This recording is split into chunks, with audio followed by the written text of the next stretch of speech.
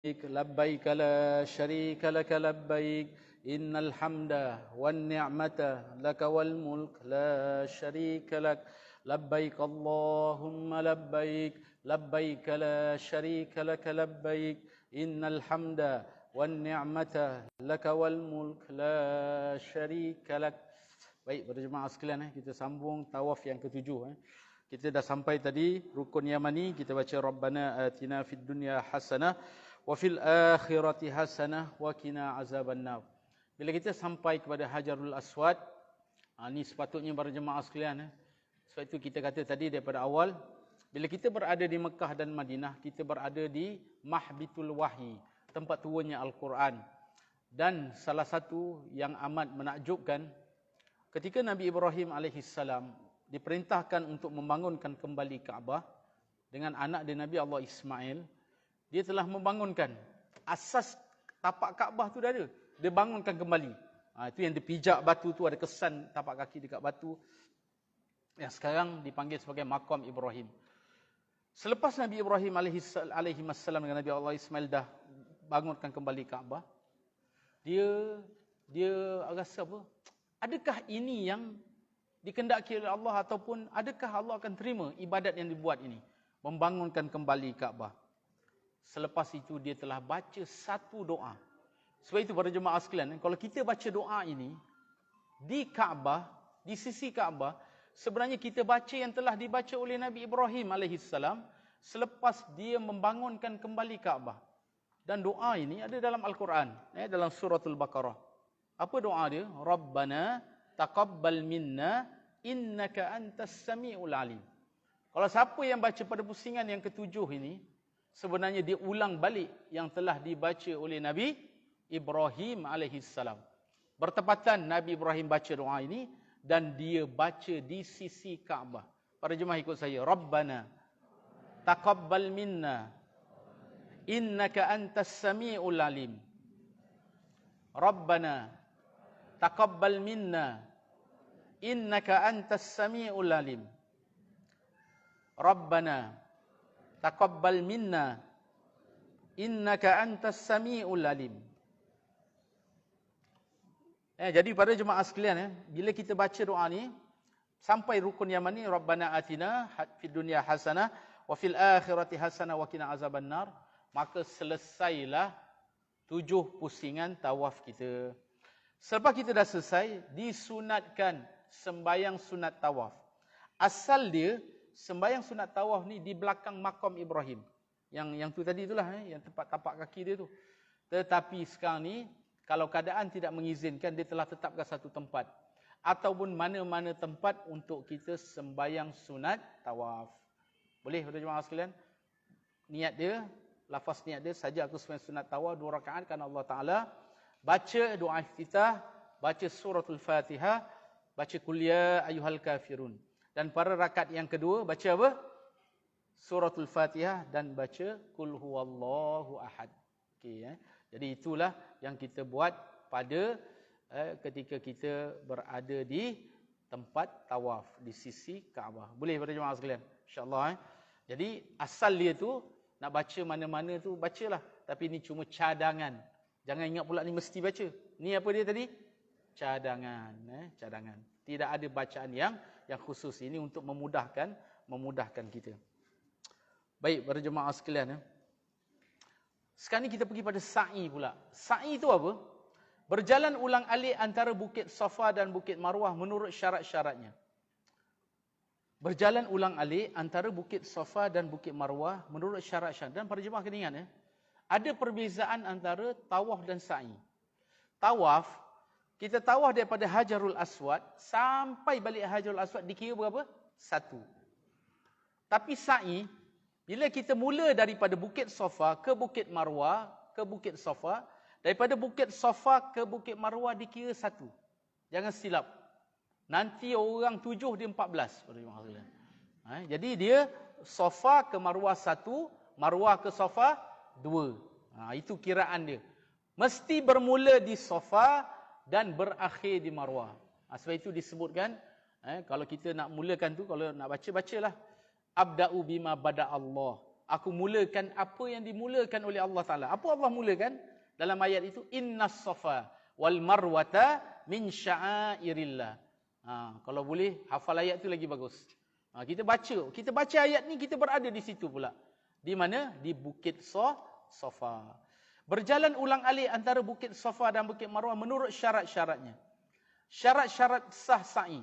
Dan sa'i ni, dia lebih ringan daripada tawaf. Sebab tawaf ini kita kena jaga betul-betul. Bukan maksudnya sa'i tak jaga betul-betul. Tapi dia lebih ringan. Antaranya, kalau tawaf mesti dalam keadaan berwuduk. Sa'i kalau batal wuduk, dia boleh teruskan. Tetapi yang afdal dia, biarlah dalam keadaan berwuduk. Baik, sa'i. Okey, sekarang kita tengok sa'i. Sa'i ni, para jemaah sekalian, dibuat, ada tempat sa'i asal pada zaman Nabi Allah Ibrahim itu. Maksudnya ada bukit-bukit dia lah. Tapi sekarang ini ada sa'i atas bumbung. Yang kita tengok ni sa'i atas bumbung. Ada sa'i bawah tanah. Ada sa'i yang tempat asal dia. Jadi ini semua tempat boleh sa'i. Syarat-syarat sah sa'i dilakukan selepas tawaf umrah. Sebab ini tertib. Dia tidak boleh. Dia pergi nak tawaf tengok ramai orang. Dia pergi sa'i dulu. Tak boleh. Dia mesti buat tawaf dulu. Jadi syarat sah sa'i dilakukan selepas tawaf umrah. Bermula daripada Bukit Safa dan berakhir di Bukit Marwah. Cukup 7 kali ulang-alik dengan yakin. Dengan apa? Dengan yakin. Dari Bukit Safa ke Bukit Marwah dikira sekali. Dan dari Bukit Marwah ke Bukit Safa dikira sekali. Maksudnya, bermula di Bukit Safa dan berakhir di Bukit Marwah. Hendaklah sampai di penghujung tempat sa'i di kaki Bukit Sa'i. Setiap pusingan. Dan di kaki Bukit Safa. Kalau kita nak faham mana kaki bukit tu sekarang, sebab kalau kita tengok sekarang ni, kaki bukit ada tempat asal.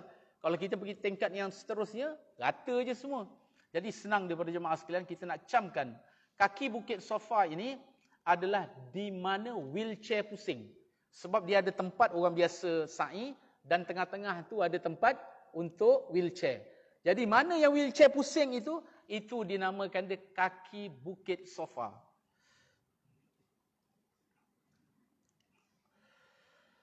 Hendaklah sa'i di Batnul Wadi. Mengekalkan niat sa'i. Tengok tadi. Macam mana tawaf ada, mengekalkan niat tawaf. Begitu juga mengekalkan niat sa'i. Tempat sa'i ni, sutuh ni maksudnya atas bumbung tu. Pada jemaah sekalian.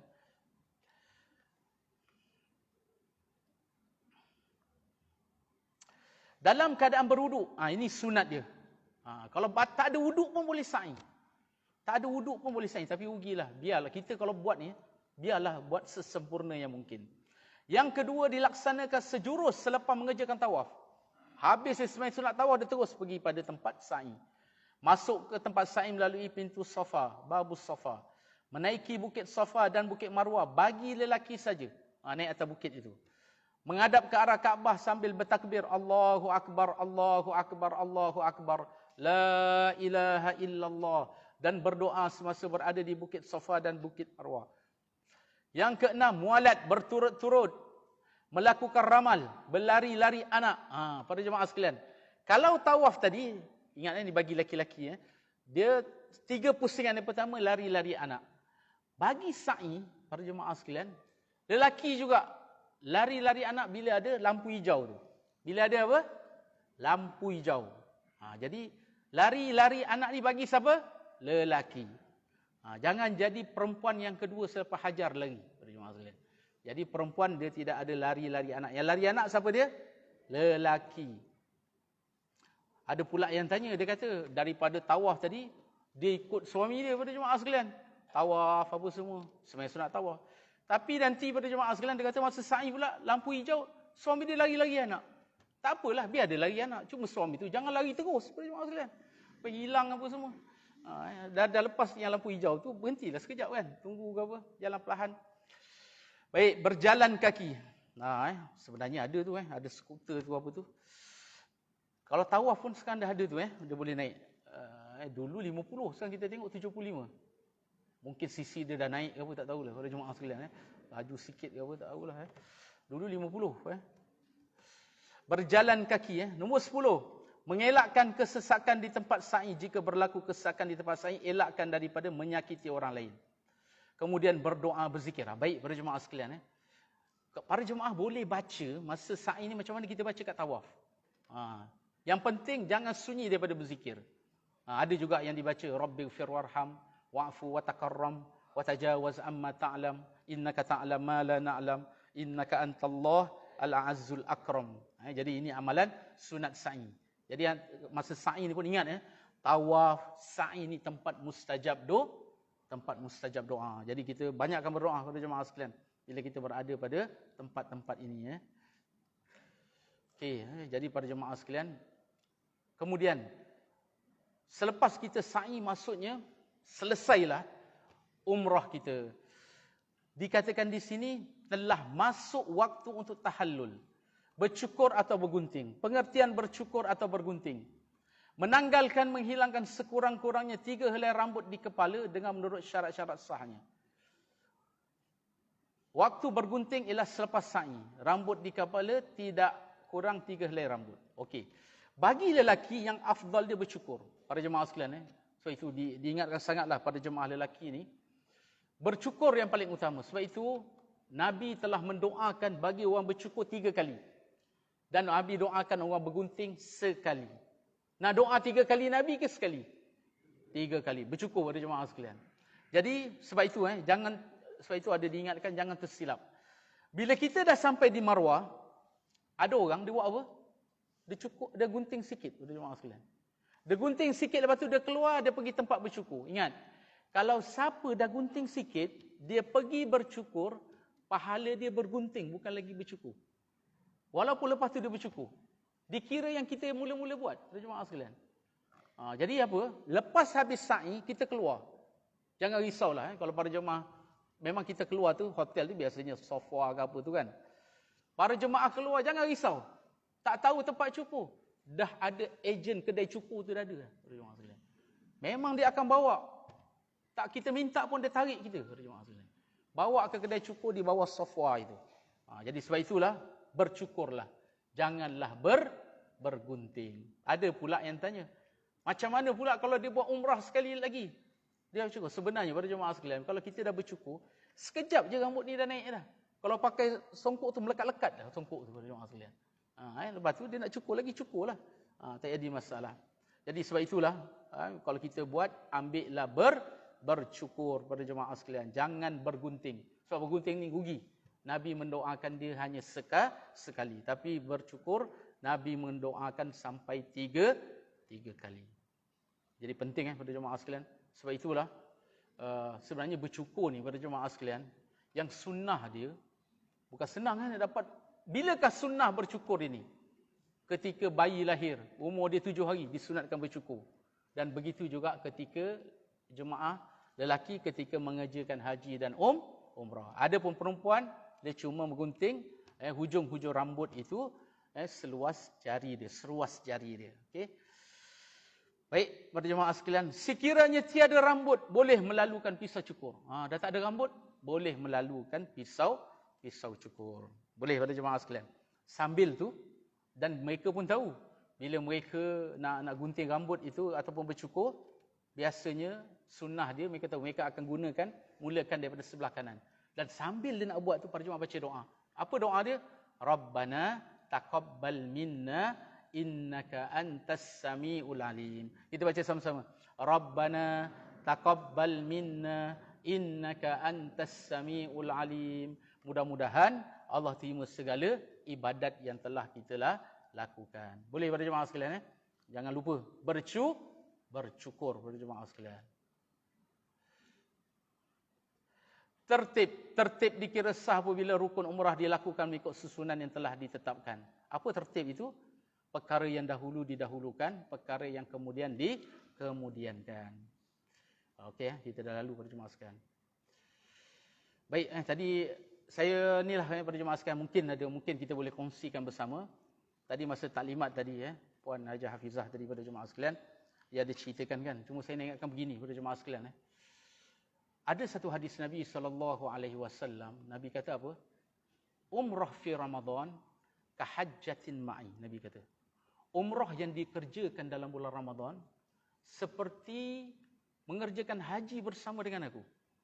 Para jemaah sekalian, kalau siapa dah pergi haji, siapa dah pergi umrah pada bulan-bulan yang lain, sepatutnya ada lagi satu dibuat pada jemaah sekalian. Dia kena pergi umrah di bulan Ramadan. Sebab kita ni dah tak lama dah pada jemaah sekalian.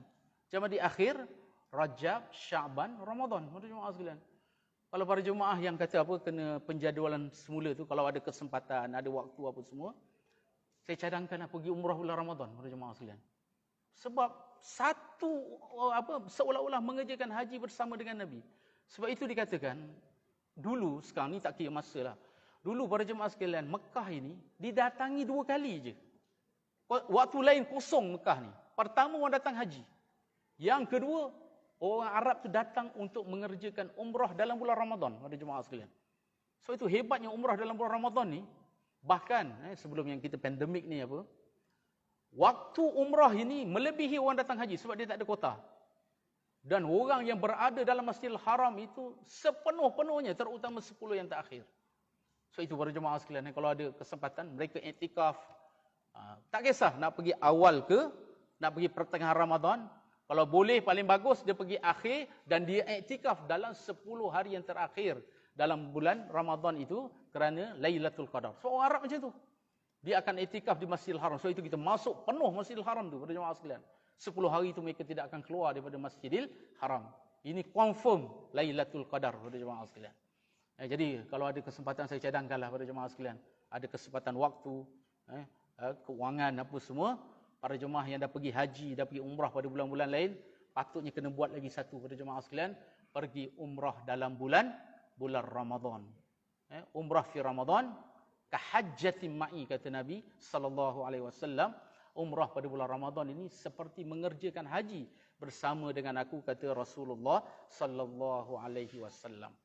Jadi pada jemaah sekalian, ini hebatnya. Dan kita kalau pergi bulan Ramadan ni pada jemaah sekalian, Masya Allah, umrah dalam bulan Ramadan ni pada jemaah sekalian, kita rasa seperti tiap-tiap hari raya. Ni pada jemaah sekalian, suasana di Makkah dan Madinah. Kerana apa?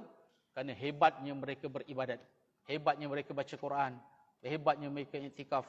Sebab itu, ini pada jemaah sekalian, kalau boleh kita bawa suasana, kita boleh merasailah suasana itu. Sebab sekarang ni apa ni? Ini sekarang jam di akhir, Rajab, Syaban. Para jemaah sekalian, kalau di Masjid Nabawi lah dulu, di akhir bulan Syaban itu, petang asar itu, akhir Syaban itu, apa mereka akan buat? Mereka akan masuk Masjid Nabawi ini dan mereka akan tanda di kapet-kapet Masjid Nabawi itu untuk mereka menyediakan juadah berbuka puasa selama sebulan. Para jemaah sekalian, di akhir Syaban.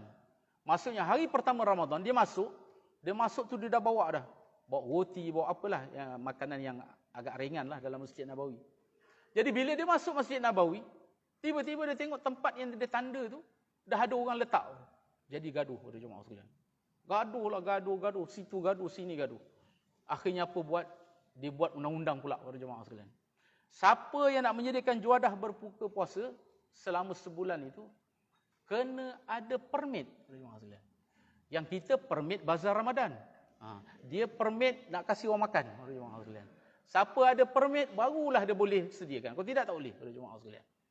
Dan kita terasalah sebulan itu seperti VIP pada jemaah sekalian. Macam mana dikata VIP itu pada jemaah sekalian? Yang menyediakan buka puasa tu, dia ada ejen-ejen dia. Ejen dia buat apa?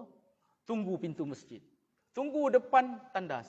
Asalkan orang keluar, dia tangkap tangan, bawa pada jemaah sekalian ke tempat berbuka puasa yang disediakan. Pada jemaah sekalian. Sebab itulah Ramadan itu dialu-alukan pada jemaah sekalian. Kalau ada peluang pada jemaah sekalian, bukan itu sajalah. Tapi macam-macam lagi pada jemaah. Suasana yang penting itu, suasana kita dapat merasai suasana beribadat. Tengok tak ada orang berbual. Orang baca Quran. Jaranglah kita nampak orang berbual. So itu pada jemaah saya cadangkanlah. Kalau ada kesempatan pada jemaah, cubalah untuk pergi umrah di bulan Ramadan pada jemaah sekalian. Baik, seterusnya niat bersyarat. Niat ihram umrah bersyarat, niat umrah yang dikaitkan dengan sesuatu. Jika terhasil sesuatu itu, maka terlepas dari larangan ihram. Contoh niat bersyarat, sahaja aku mengerjakan umrah dan aku berihram dengannya kerana Allah Ta'ala. Sekiranya aku terhalangan oleh haid, maka ketika itu aku jadi halal. Jadi nota ni kata apa? Tidak hanya terikat niat bersyarat bagi kes haid saja. Bagi kes penyakit dan sebarang halangan juga boleh diniatkan cara bersyarat.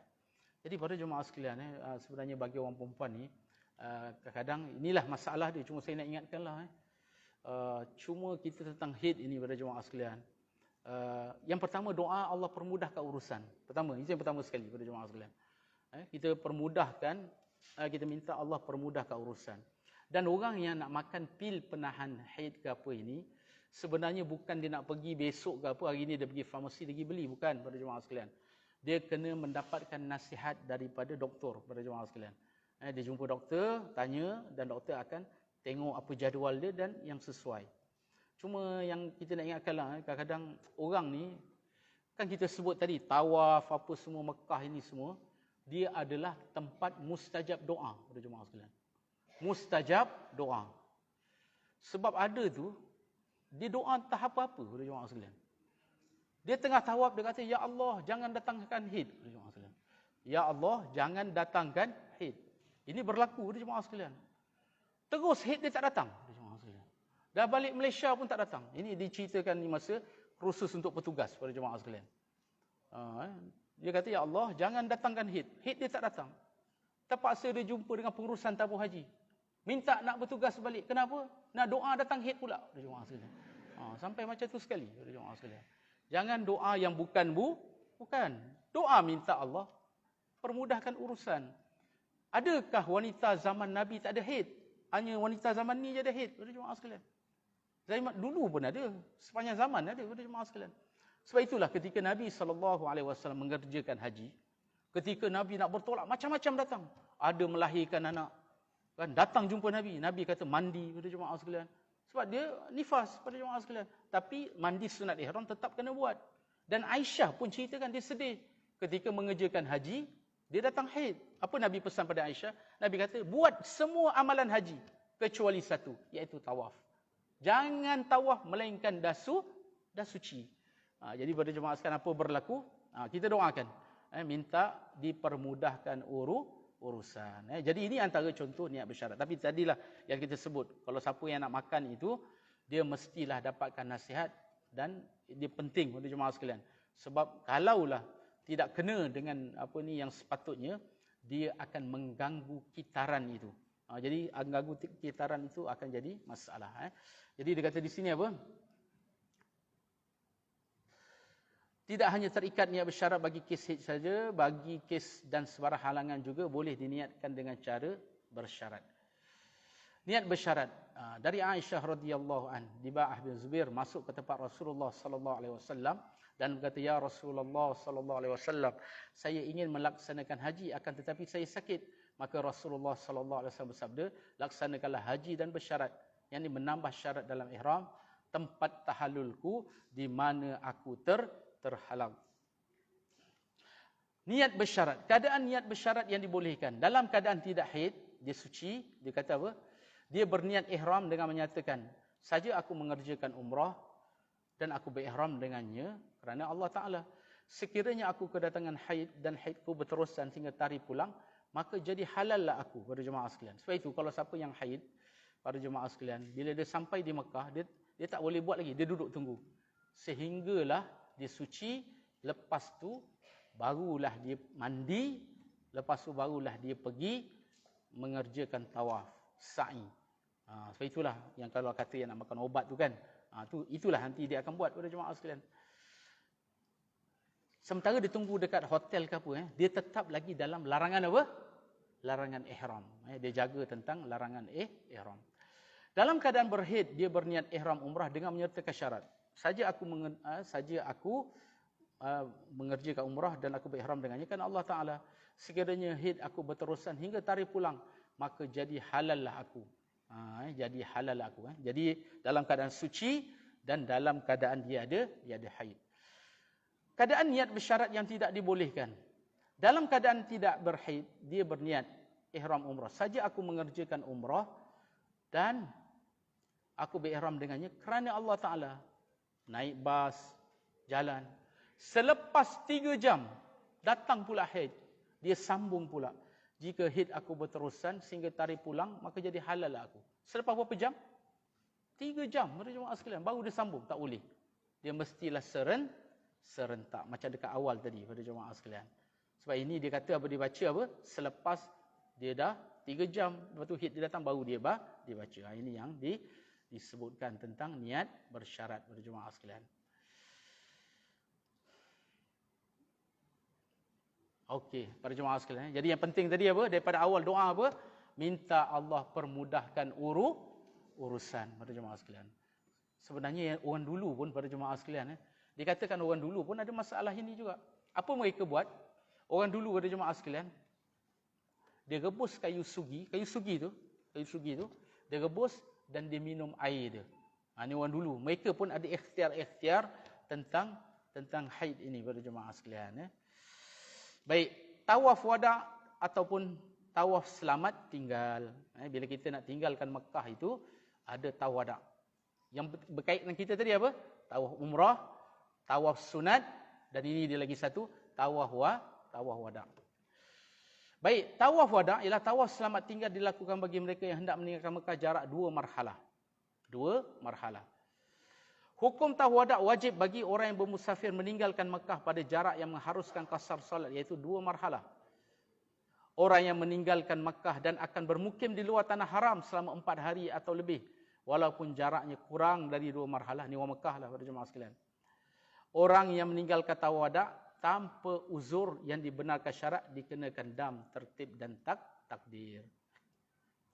Baik, tawaf wada', uzur syar'i daripada tawaf wada'. Pertama, perempuan yang didatangi haid atau nifas. Para jemaah, tadi nak balik dah, tapi dia dalam keadaan haid. Dia nak tawaf wada' tak payah. Tapi dia boleh buat satu perkara, para jemaah sekalian. Dia boleh melihat Kaabah. Macam mana dia nak lihat Kaabah? Dia pergi ke tempat sa'i.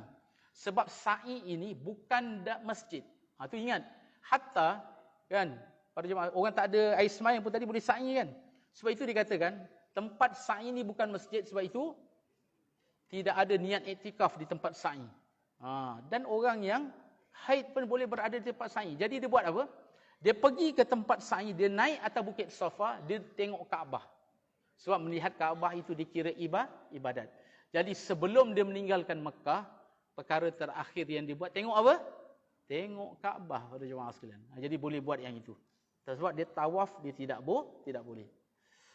Perempuan yang didatangi istihadah dalam tempoh haid, istihadah, darah fasad kepada jemaah sekalian. Orang yang luka dan berdarah banyak yang boleh menajiskan masjid, tak payah juga tawaf. Orang yang tidak mendapat air tanah untuk mengangkat hadas besar. Orang yang takut terancam nyawa, kehormatan diri dan harta bendanya. Orang yang takut ditinggalkan rakan seperjalanan. Orang yang berpenyakit salasul baul, kencing yang tidak tos tu, pada jemaah sekalian. Dan dipanggil dia daimul hadath, sentiasa dalam keadaan hadath. Orang yang dipaksa meninggalkan tawaf, kes kecemasan, darurat terdesak, last minute kan, tak sempat, pada jemaah sekalian. Orang yang takut kepada peminta hutang dalam keadaan tidak berupaya membayar hutang. Orang yang terpaksa dipimpin atau diusung kerana uzur dan tidak mampu duduk di atas kerusi roda. Orang yang dalam rawatan rapi, ICU dan berjadual. Ini orang dalam ni tak boleh, pada jemaah sekalian.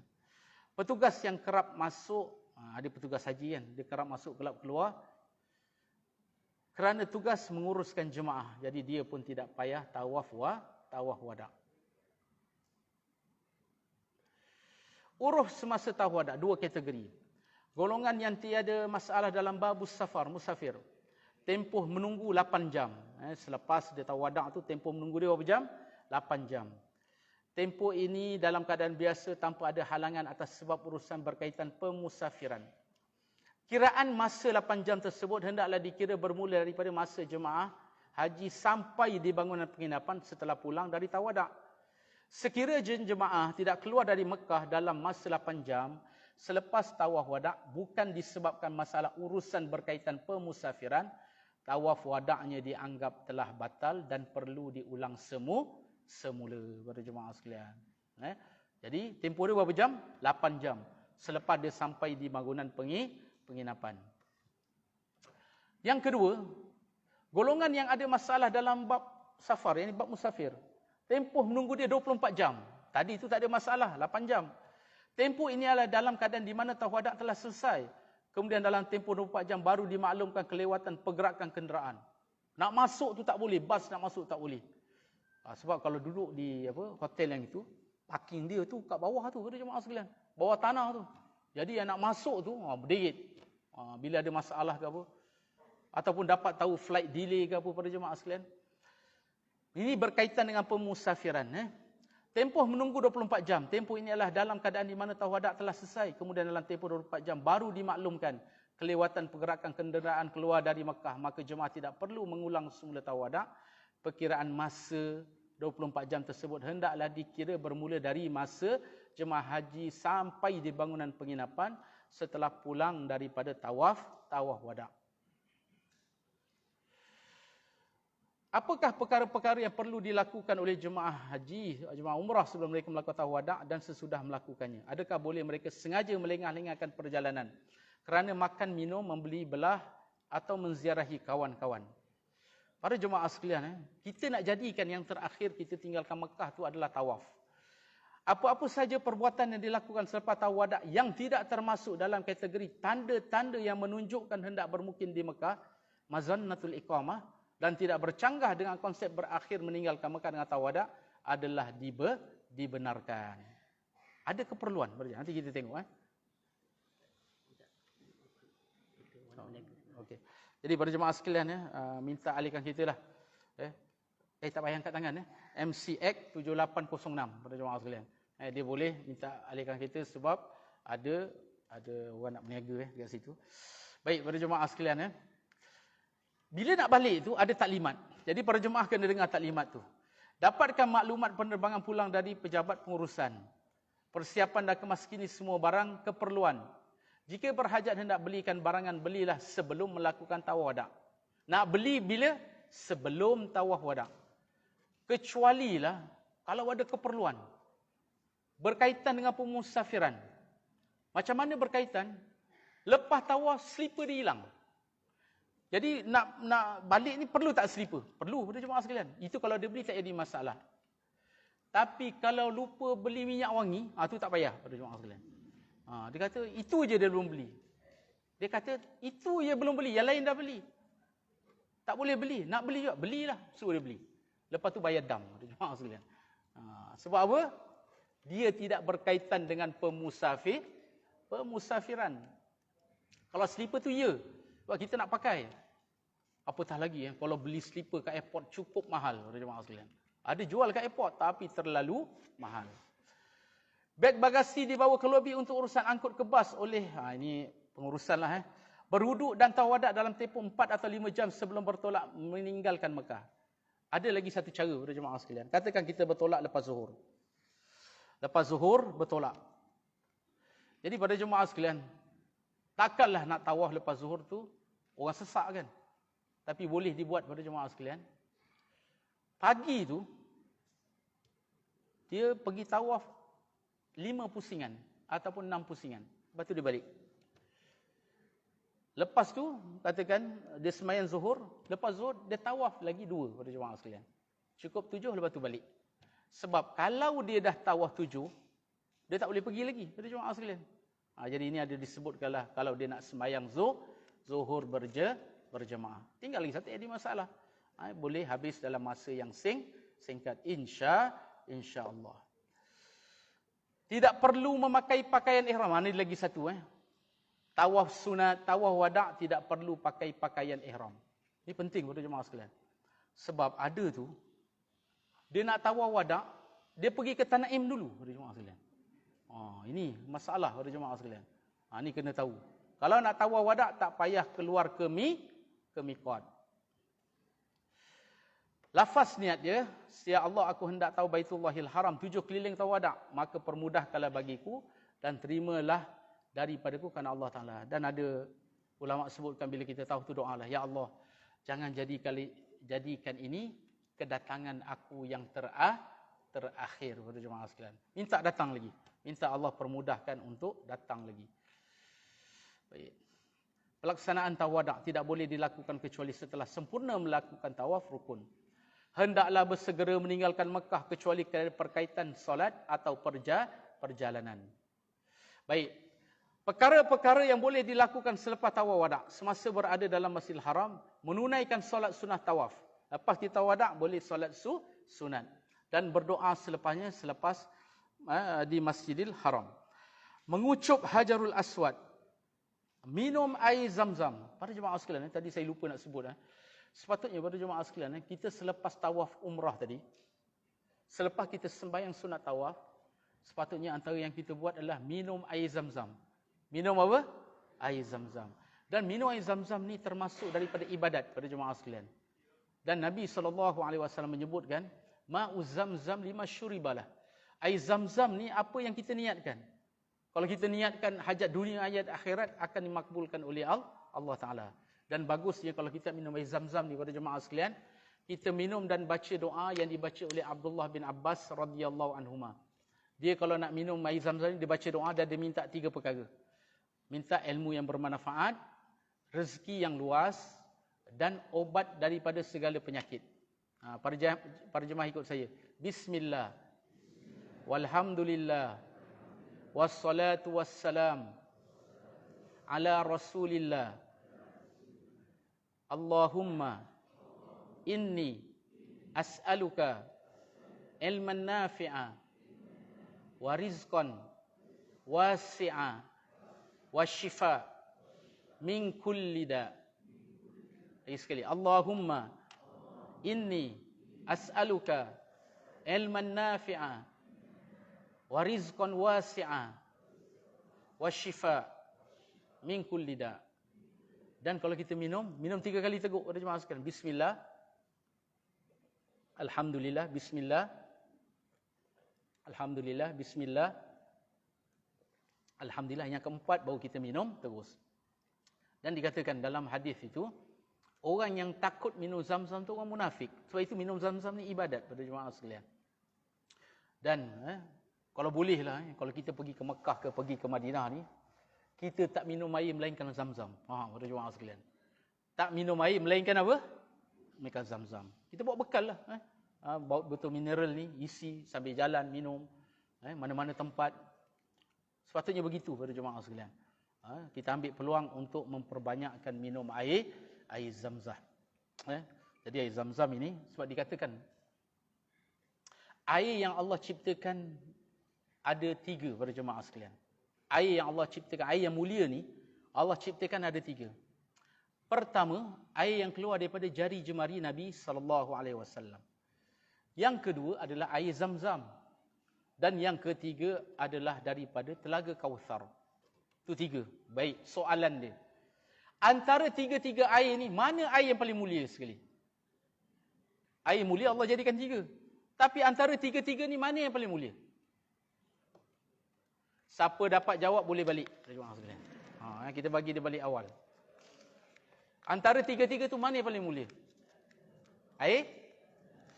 Yang tepat dia kata ulama, air yang keluar daripada jari jemari Nabi SAW. Dan cuma didapati oleh 1,400 orang sahabat ataupun 1,500 lebih kurang. Ketika dalam satu perjalanan itu, kehabisan air, dikatakan pada jemaah sekalian, air cuma tinggal 1 bekas saja. Jadi, bila seorang tu nak minum, dia rasa yang sebelah dia lebih berhajat pada dia. Dia bagi yang sebelah. Bila yang sebelah tu nak minum, dia rasa yang sebelah dia lebih berhajat daripada dia. Dia bagi yang sebelah. Dikatakan bekas itu telah berpusing. Kembali kepada yang asal tadi. Pada jemaah sekalian. Semua tak sanggup nak minum. Akhirnya mereka bawa bekas itu di hadapan Nabi SAW. Nabi telah masukkan jari jemari Nabi. Bila Nabi angkat keluar air pada jemaah sekalian. Jadi ini yang dikatakan air yang paling mulia. Tak semua sahabat dapat air ini pada jemaah sekalian. Melainkan yang dalam perjalanan itu sajalah. Mereka minum, mereka mandi, mereka ambil, mereka simpan. Inilah kemuliaan yang dapat bersama dalam rombongan Nabi SAW. Sahabat semua tak dapat. Dah berlalu pada jemaah sekalian. Tapi yang sekarang ada pada kita air Zam-Zam. Dan kita harapkan yang lagi satu daripada telaga Kautsar. Amin, amin, amin ya rabbal alamin. Jadi pada jemaah sekalian, minumlah air Zam-Zam tu. Air Zam-Zam. Dekat Madinah pun minum dan dekat Mekah pun minum. Dan boleh kita bawa bekal lagi. air zam-zam ini. Sebab ini adalah ditakuti oleh orang munafik. Sebab munafik kata air ini tak masak, jemaah sekalian. Jadi dia takut nak minum. Jadi orang yang beriman, dia minum air zam-zam. Baik, minum air zam-zam. Tadi kita kata apa? Bukan setakat minum, mandi, berwuduk dengan air zam-zam. Bahkan dikatakan kepada jemaah sekalian, Imam Syafi'i rahimahullah ta'ala, dia kalau nak memanah tu, dia minum air zam-zam dulu. Dia minum air zam-zam. Dan Imam Syafi'i kata apa? Daripada 10 dia panas 9 tepat. Ada jemaah sekalian. Ni rahsia dia. Baik. Berdoa di multazam. Ni perkara yang kita dah sebut tadi kan. Multazam tu mana? Antara pintu Kaabah dan Hajarul Aswad. Kalau para jemaah ada peluang, berada dah di multazam pada jemaah sekalian. Jadi berada di multazam ni pada jemaah sekalian, dia adalah satu tempat yang mustajab doa. Dan ini patutnya yang kita usahakan pada jemaah sekalian. Kalau kita ada kesempatan, ini patutnya kita berada di mana? Di multazam. Dan juga usahakan untuk berada di Hijr Ismail. Masuk di dalam Hijr Ismail. Apatah lagi dah tempat mustajab. Terutama di sinilah. Di multazam dan juga Hijr Ismail. Ambil peluang pada jemaah sekalian bila kita berada di Masjidil Haram. Jadi lebihkan masa dalam Masjidil Haram dan berada di tempat-tempat itu. Baik, menunaikan solat fardu sekiranya muazzin telah melaungkan azan atau muazzin sedang melaungkan azan. Bergambar atau mengambil gambar lebih baik jika tidak bergambar. Dia kata apa? Bergambar atau mengambil gambar adalah lebih baik jika tidak mengambil gambar atau tidak mengambil gambar. Jadi pada jemaah sekalian, sebenarnya yang kita sebut tadilah, sempurnakanlah haji dan umrah kerana siapa? Allah Subhanahu wa taala. Perkara yang boleh dilakukan selepas tawaduk, makan dan minum di hotel, qada hajat. Boleh pada jemaah sekalian qada hajat. Mandi, menyalin dan menukar pakaian. Zikir dan membaca Al-Quran sementara menunggu.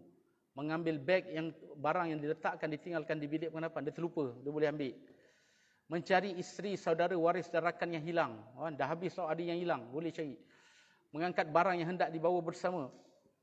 Tidur dalam bilik hotel sementara menunggu bas atau ketibaan kenderaan. Jadi cuma disebutkan pada jemaah, tidur ni betul-betul tidur dia ni sementara menunggu. Bukan tidur tukar baju tidur, jemaah sekalian. Itu memang tak nak balik, jemaah sekalian. Jadi ni tidur, ialah pakaian dia nak balik, jemaah sekalian, tapi dia baring je kan. Melawat pasangan, saudara, waris, rakan yang sakit di klinik bagi kecemasan dan hajat. Okey, sebarang urusan yang berkaitan dengan perjalanan, sama ada ke Jeddah atau Madinah, seperti membeli makanan, minuman untuk kegunaan dalam perjalanan dan sebagainya. Boleh pada jemaah sekalian, kan kita dalam perjalanan kadang perlu makanan. Bersedekah ketika menunggu kedatangan kenderaan di bilik penginapan. Membayar dam, walaupun begitu digalakkan untuk bayar dam sebelum tawaduk. Menunaikan solat fardu di hotel berdekatan dengan berimamkan Masjidil Haram. Kan bersambung-sambung. Kalau hotel yang depan macam sofa apa semua tu pada jemaah sekalian, memang memang orang sembahyang sampai depan hotel pada jemaah sekalian. Ini resolusi yang terbaru.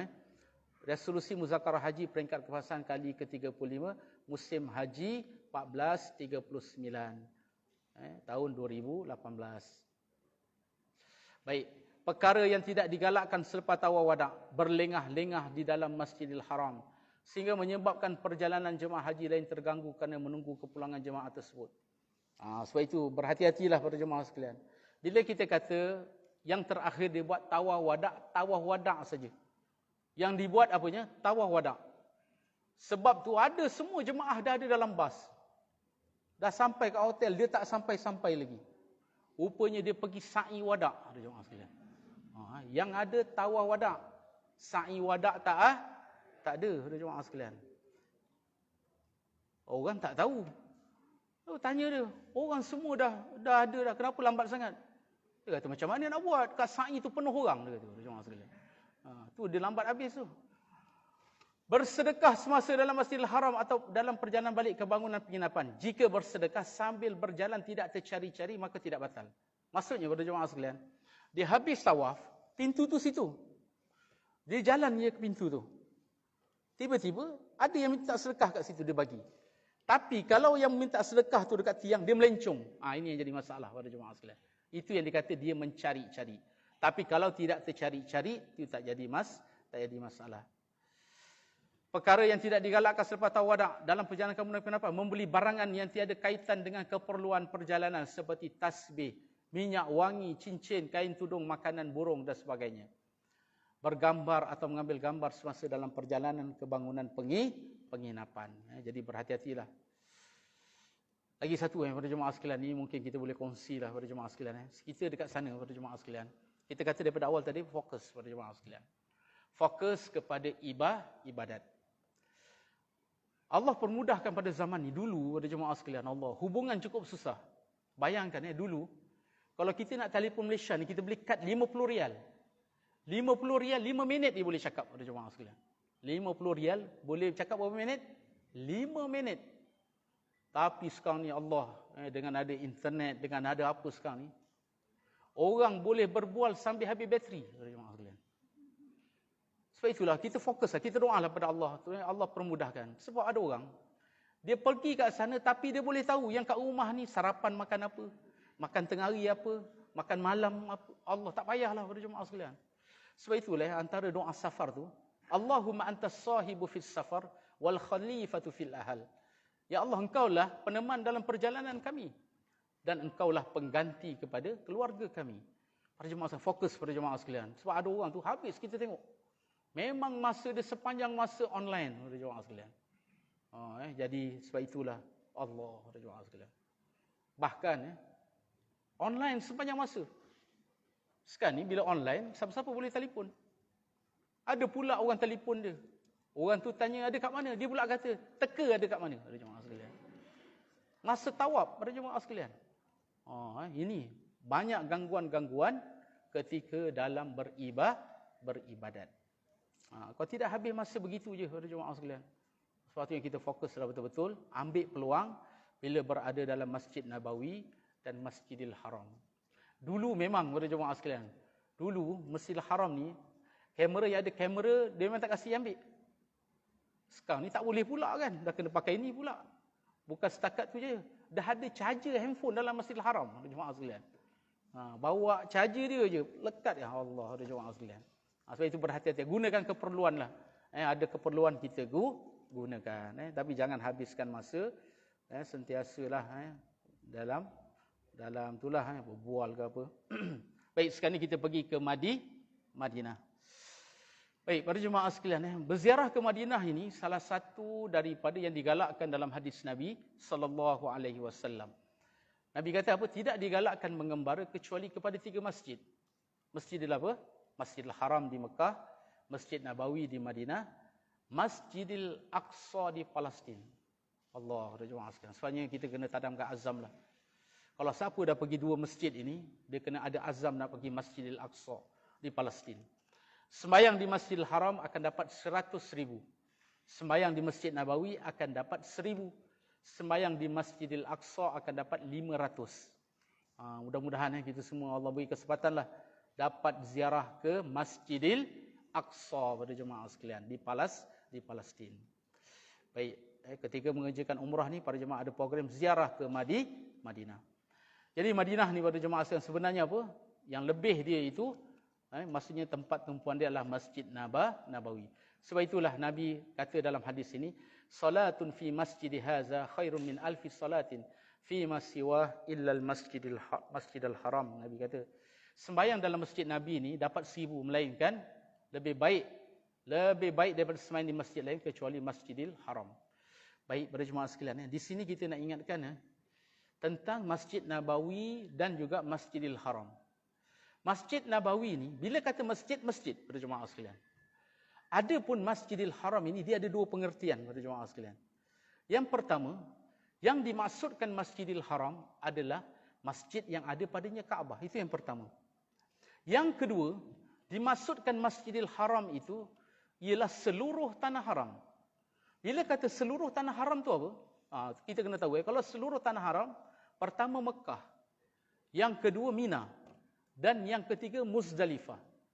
Maksudnya siapa yang semayang di Mina, siapa semayang di Mekah, siapa semayang di Masjidil Haram, tanah haram Mekah, dia akan dapat 100,000 jemaah sekalian.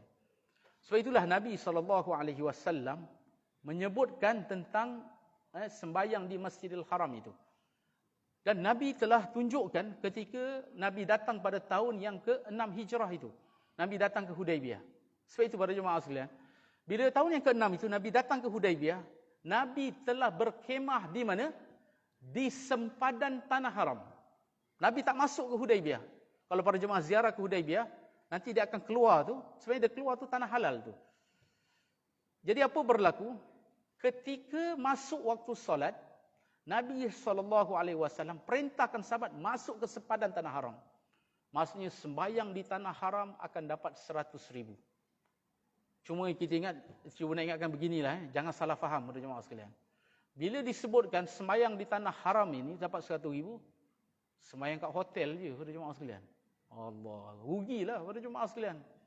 Beza dia antara sembahyang di Masjidil Haram dengan Masjidil Haram yang ada padanya Kaabah adalah bila kita sembahyang di Masjidil Haram yang ada padanya Kaabah, ada pahala iktikaf. Ada pahala tahiyatul masjid. Dan bila kita berada dalam Masjidil Haram, kita boleh tengok Kaabah. Boleh pada jemaah sekalian ya. Jadi itu yang kita kena faham. Yang dimasukkan Masjidil Haram ni ada 3. Mekah, Mina dan Muzdalifah. Adapun Arafah di tanah halal. Arafah di tanah halal. Sebab itu para sahabat pada jemaah sekalian, terutama yang Abdullah bin Abbas radhiyallahu anhu, dia ada menyebutkan, dia kata apa? Antara disebutkan, berada di Mekah ni berhati-hati. Selain daripada pahala yang digandakan, dosa juga digandakan pada jemaah sekalian. Sebab itulah sahabat cukup berhati-hati. Sebab itu dikatakan Abdullah bin Abbas sendiri radhiyallahu anhuma di akhir hayat dia duduk di Taif pada jemaah sekalian. Taif ini kalau kita kata tempat tanah tinggi macam Cameron Highland. Di tanah tinggi. Kalau Mekah musim panas, Madinah musim panas, di Taif itu sejuk. Dia cuma turun musim haji je dia beri fatwa pada jemaah sekalian. Dikatakan kenapa? Dikatakan sahabat ini berhati-hati. Takut dia boleh buat perkara yang mendapatkan dosa. Sebab itu ada sahabat, dia duduk, rumah dia betul-betul sempadan tanah haram. Bila beribadat, dia masuk ke tanah haram. Kalau tak beribadat, dia masuk ke tanah halal. Kerana dia takut buat perkara yang boleh menyebabkan mendapat dosa yang diganda-gandakan. Ini pendapat Ibnu Abbas radhiyallahu anhu. Jadi sebab itulah kita berhati-hati. Kita pergi Mekah ni pada jemaah sekalian, pastikan sentiasa dalam buat apa? Dalam buat taat. Dalam buat apa? Taat pada jemaah sekalian. Fokus kepada dalam buat taat. Baik. Adapun Masjid Nabawi, nak dapat 1,000 ni, mesti dalam masjid pada jemaah sekalian. Mesti dalam masjid, masuk dalam masjid. Kecualilah ulama kata, kalaulah masjid dah penuh, bawah atas penuh, sembahyang tu bersama-sama saf dia. Mudah-mudahan rahmat Allah Ta'ala luar. Sebab ada waktu-waktu dia, Masjid Nabawi ni dia ada bentang kapet-kapet kat luar. Ada orang pada jemaah sekalian, dia apa? Dia sembahyang kat kapet-kapet luar tu je. Tujuan dia apa? Dialah orang pertama dapat sampai ke kantin pada jemaah sekalian. Yang kat dalam tu susah nak keluar, dia dah sampai dulu pada jemaah sekalian. Dekat hotel. Rugilah. Dah terbang 8 jam. Berapa tapak saja lagi nak masuk Masjid Nabawi tak sampai dia. Ini pentingnya ilmu pada jemaah sekalian. Sebab itu orang Arab, dia kalau tengok ada orang kat luar, dia kata masuk pada jemaah sekalian. Sebab solatun fi masjidi haza, kata Nabi. Pahala sembahyang di masjidku ini, dalam masjid. Bukannya luar masjid. Berlainan dengan Masjidil Haram. Kalau Masjidil Haram, tanah haram itu dapat 1,000. Tapi kalau dalam masjid, ada ekstra lagi.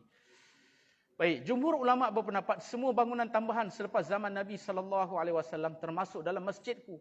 Ini bermaksud siapa yang bersolat di mana-mana bahagian tersebut akan mendapat ganjaran pahala 1,000 kali ganda. Jadi pastikan kita masuk dalam Masjid Nabawi. Baik, objektif ziarah Madinah. Memberi kefahaman kepentingan ziarah Madinah, menghayati sirah perjuangan Rasulullah sallallahu alaihi wasallam dan sahabat serta membina kecintaan kepada Nabi dan sahabat. Para jemaah sekalian, Madinah ni pada jemaah sekalian, Allah takdirkan jadi tempat berhijrah Nabi. Dan para jemaah sekalian, bila kita pergi ke Madinah, kita pergi ni alhamdulillah pada jemaah sekalian. Zaman kita tidak macam zaman dulu. Orang kalau nak pergi Madinah menempuh jarak dan perjalanan yang cukup sukar. Tapi zaman kita Allah permudahkan. Jadi bila kita pergi ke sana pada jemaah sekalian, dia kata apa? Kita boleh bayangkan Allah zaman Nabi tu. Macam mana Nabi memulakan hijrah itu. Sebab hijrah ni berbeza pada jemaah sekalian dengan Isra' dan Mi'raj. Allah boleh beri Nabi Burak pada peristiwa hijrah, tapi tidak. Nabi terpaksa dengan Sayyidina Abu Bakar berhijrah pada jemaah sekalian, jalan kaki menunggang kenderaan. Kerana apa? Isra' ini khususiah kepada Nabi. Adapun hijrah ini akan dilalui oleh umat dia. Kalau Nabi naik Burak, umat dia tak boleh ikutlah pada jemaah sekalian. Sebab itulah Nabi bila nak hijrah melalui kesukaran yang cukup sukar pada jemaah sekalian. Bahkan kemuncaknya mereka hendak membunuh Rasulullah sallallahu alaihi wasallam. Supaya kita dapat hayatilah macam mana jauhnya Nabi dengan Abu Bakar radhiyallahu an ketika nak berhijrah. Terlibatnya seluruh keluarga Abu Bakar radhiyallahu an ketika hijrah Nabi, menghantar makanan, menghapuskan jejak-jejak supaya tidak dapat diikuti oleh musyrikin Mekah yang ketika itu semua berusaha untuk mendapatkan ganjaran yang telah ditawarkan bila jumpa Rasulullah sallallahu alaihi wasallam. Baik, memberi kefahaman kepentingan ziarah Madinah, menghayati sirah perjuangan Rasulullah sallallahu alaihi wasallam dan sahabat, serta membina kecintaan kepada Nabi dan sahabat. Kita semua orang Islam pada jemaah sekalian, sebenarnya begitulah. Kita kena sayang Nabi dan sahabat dan ikut Nabi dan para sahabat. Sebab sahabat ikut Nabi.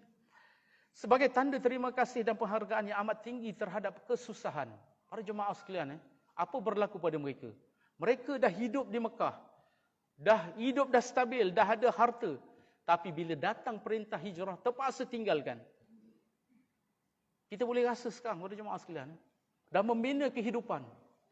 Kan? Macam mana perasaan kita tengok seorang banjir pada jemaah sekalian. Dah ada rumah, dah ada kenderaan. Tiba-tiba habis semua itu pada jemaah sekalian. Terpaksa memulakan kehidupan. Ini bukan perkara yang senang. Begitulah yang dilalui oleh sahabat. Tinggalkan harta semua. Seolah-olah hidup yang baru ketika sampai di Madinah. Tapi kenapa pada jemaah sekalian? Kerana ikut perintah Allah, ikut perintah Rasulullah sallallahu alaihi wasallam. Penghargaan yang tinggi terhadap kesan dan pengorbanan yang dibuktikan oleh Nabi sallallahu alaihi wasallam, para sahabat mengembangkan Islam bermula di Madinah. Dan sebab itu sejarahnya, sebab itulah Nabi kata dalam hadis itu apa dia? Umirtu bi qaryatin allati ta'kulu qura. Aku diperintahkan kepada satu negeri dan negeri ini akan mengalahkan negeri-negeri yang lain. Sebab itulah bermulanya Madinah, Islam itu bermulanya di Madinah, dikembangkan pada jemaah sekalian. Sebab itu bila kita sampai di Madinah ni pada jemaah sekalian, wallahu alam, mudah-mudahanlah kita semua terkena doa yang telah dibaca oleh Rasulullah sallallahu alaihi wasallam. Ya Allah, jadikan kami kasih kepada Madinah macam mana kami kasih kepada Mekah ataupun lebih lagi pada jemaah sekalian. Sebab itu kalau orang pergi ke Madinah, selepas itu dia pergi ke Mekah, dia ingat Madinah.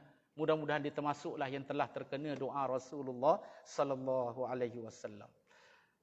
Mengembangkan Islam bermula di Madinah sehingga kita dapat menikmati nikmat Islam dan iman. Beramal dengan syariat yang dibawa oleh Nabi sallallahu alaihi wasallam dan tingkatkan ketakwaan dan keimanan kepada Allah Subhanahu wa taala. Baik, ziarah Madinah. Ni yang kita nak ingatkan pada jemaah sekalian. Bila kita pergi Madinah dan Mekah ini adalah tempat suci, kita jaga kesucian dia. Dan jangan jadikan, kalau kita tengok ada orang Arab buat yang tak baik itu, sebagai dalil boleh buat benda tu. So ada hadis Nabi, berhati-hati pada jemaah sekalian. Nabi kata apa? Madinah adalah tanah haram. Letaknya di antara Bukit Air dan Bukit Thur.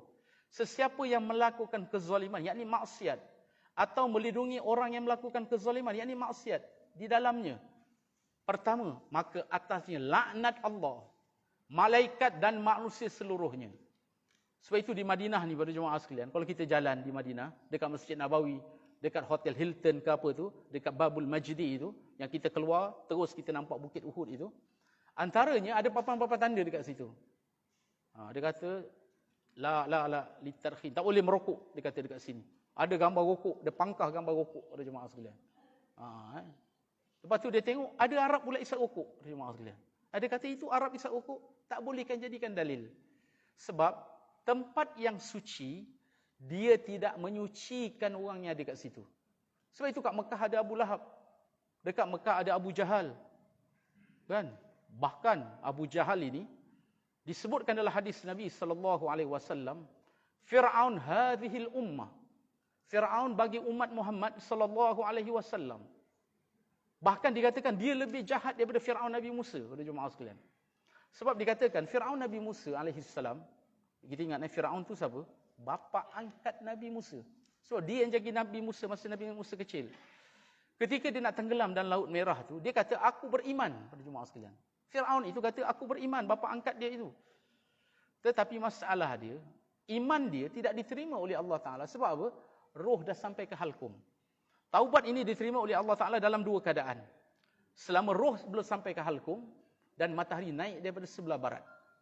Tapi bila roh dah sampai ke halkum dan nampak perkara gaib, jadi tidak diterima. Tetapi Abu Jahal ni, para jemaah sekalian, Fir'aun umat Muhammad ni, apa berlaku pada dia? Dah nak mati, para jemaah sekalian, dia boleh pesan. Dalam peperangan Badar itu, dia kata apa? Sampaikan kepada Muhammad. Orang yang aku paling benci sekali dia, para jemaah sekalian. Dah nak mati pun macam tu juga, para jemaah sekalian. Jadi ini, jadi kita tidak boleh jadikan dalil apa yang ada orang Arab buat itu sebagai benda tu boleh buat. Sebab kita, pegangan kita apa dia? Apa yang kita belajar, para jemaah sekalian, daripada Al-Quran dan Sunnah. Jadi dalam hadis Nabi kata apa? Allah akan laknat Allah, malaikat dan manusia seluruhnya, orang yang buat maksiat di Madinah.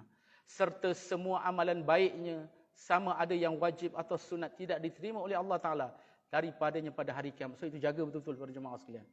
Sebab itu disebutkan, orang yang bijak, dia buat amalan dia, dan dia jaga amalan dia. Maksud jaga amalan ni, pada jemaah sekalian, dia akan tunai pada hari kiamat. Amalan yang dibuat itu dia akan tunai. Sebab dalam hadis Nabi SAW, Nabi kata apa? Hal tadru manil muflis? Kamu tahu tak siapa tu muflis? Lalu sahabat kata, al-muflis laisa lahu dinar wala dirham. Orang yang tak ada wang emas dan wang perak. Tapi Nabi kata apa? Orang yang muflis itu, orang yang datang dengan pahala yang cukup banyak pada hari kiamat. Tetapi masalah dia, ramai yang menuntut. Dia mengumpat, dia buat zalim, apatah lagi buat keburukan maksiat di Madinah. Jadi buat pahala dan kita jaga pahala itu sampai kita boleh tuai, pada jemaah sekalian, pada hari kiamat. Jadi jaga-jagalah, pada jemaah sekalian. Allah. Apatah lagi rombongan kita, pada jemaah sekalian. Kalau kita pergi 10 hari, ataupun 14 hari, ataupun 20 hari. Kalau jemaah haji, dia pergi 40 hari. Kalau dia bergaduh dengan rombongan dia bergaduh 40 hari tu. Kalau dia bergaduh 10 hari, 10 hari dia bergaduh, pada jemaah sekalian. Itu dia, pada jemaah sekalian. Akan jadi itulah, mengumpat, akan jadi apa. Sebab itu berhati-hati, pada jemaah sekalian. Apatah lagi bila kita berada di tanah haram. Balasan dia apa? Semua amalan baiknya, sama ada yang wajib atau sunat, tidak diterima oleh Allah Ta'ala daripadanya pada hari kiamat. Sebab itulah sahabat cukup jaga bila berada di tanah haram. Kemudian kelebihan mati di Madinah. Semua orang kena ada cita-cita ni. Mudah-mudahan kita semua mati di Madinah. Amin, amin, amin ya rabbal alamin. Para jemaah sekalian, antaranya doa lah kan. Selalu pergi ulang alik. Pergi umrah, pergi haji, ziarah Madinah. Dalam hadis Nabi kata apa? Siapa yang mampu untuk mati di Madinah, hendaklah dilakukannya, sesungguhnya aku akan memberi syafaat kepada mereka yang mati meninggal di Madinah. Sebab itu Sayyidina Umar bin Khattab radhiyallahu an, ketika dia menjadi Amirul Mukminin, pada jemaah sekalian, dia ada berdoa dengan satu doa. Dia kata, ya Allah, aku nak mati di Madinah dan aku nak mati dalam keadaan syahid. Nak mati di Madinah dan mati dalam keadaan syahid. Doa ini didengari oleh anak dia Hafsah radhiyallahu anha, isteri Nabi. Lalu anak dia kata, wahai bapa aku, mati di Madinah mungkin, tapi jihad tak mungkin. Sebab pada zaman Sayyidina Umar radhiyallahu an, jihad dah berlaku jauh daripada Madinah.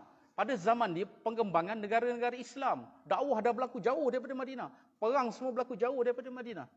Tu anak dia kata, tak mungkin syahid di Madinah. Tapi mati, ya. Kalau nak syahid, pergi perang. Apa berlaku? Sayyidina Umar kata, uskuti ya Hafsah, kau diam. Akhirnya para jemaah sekalian, Allah makbulkan Sayyidina Umar ini ketika dia sedang sembahyang subuh, dia jadi imam. dia telah ditikam oleh Abu Lu'lu' al-Majusi. Dia telah ditikam oleh Abu Lu'lu' al-Majusi. Jadi Sayyidina Umar apa berlaku pada dia? Mati di Madinah dan mati dalam keadaan syahid pada jemaah sekalian.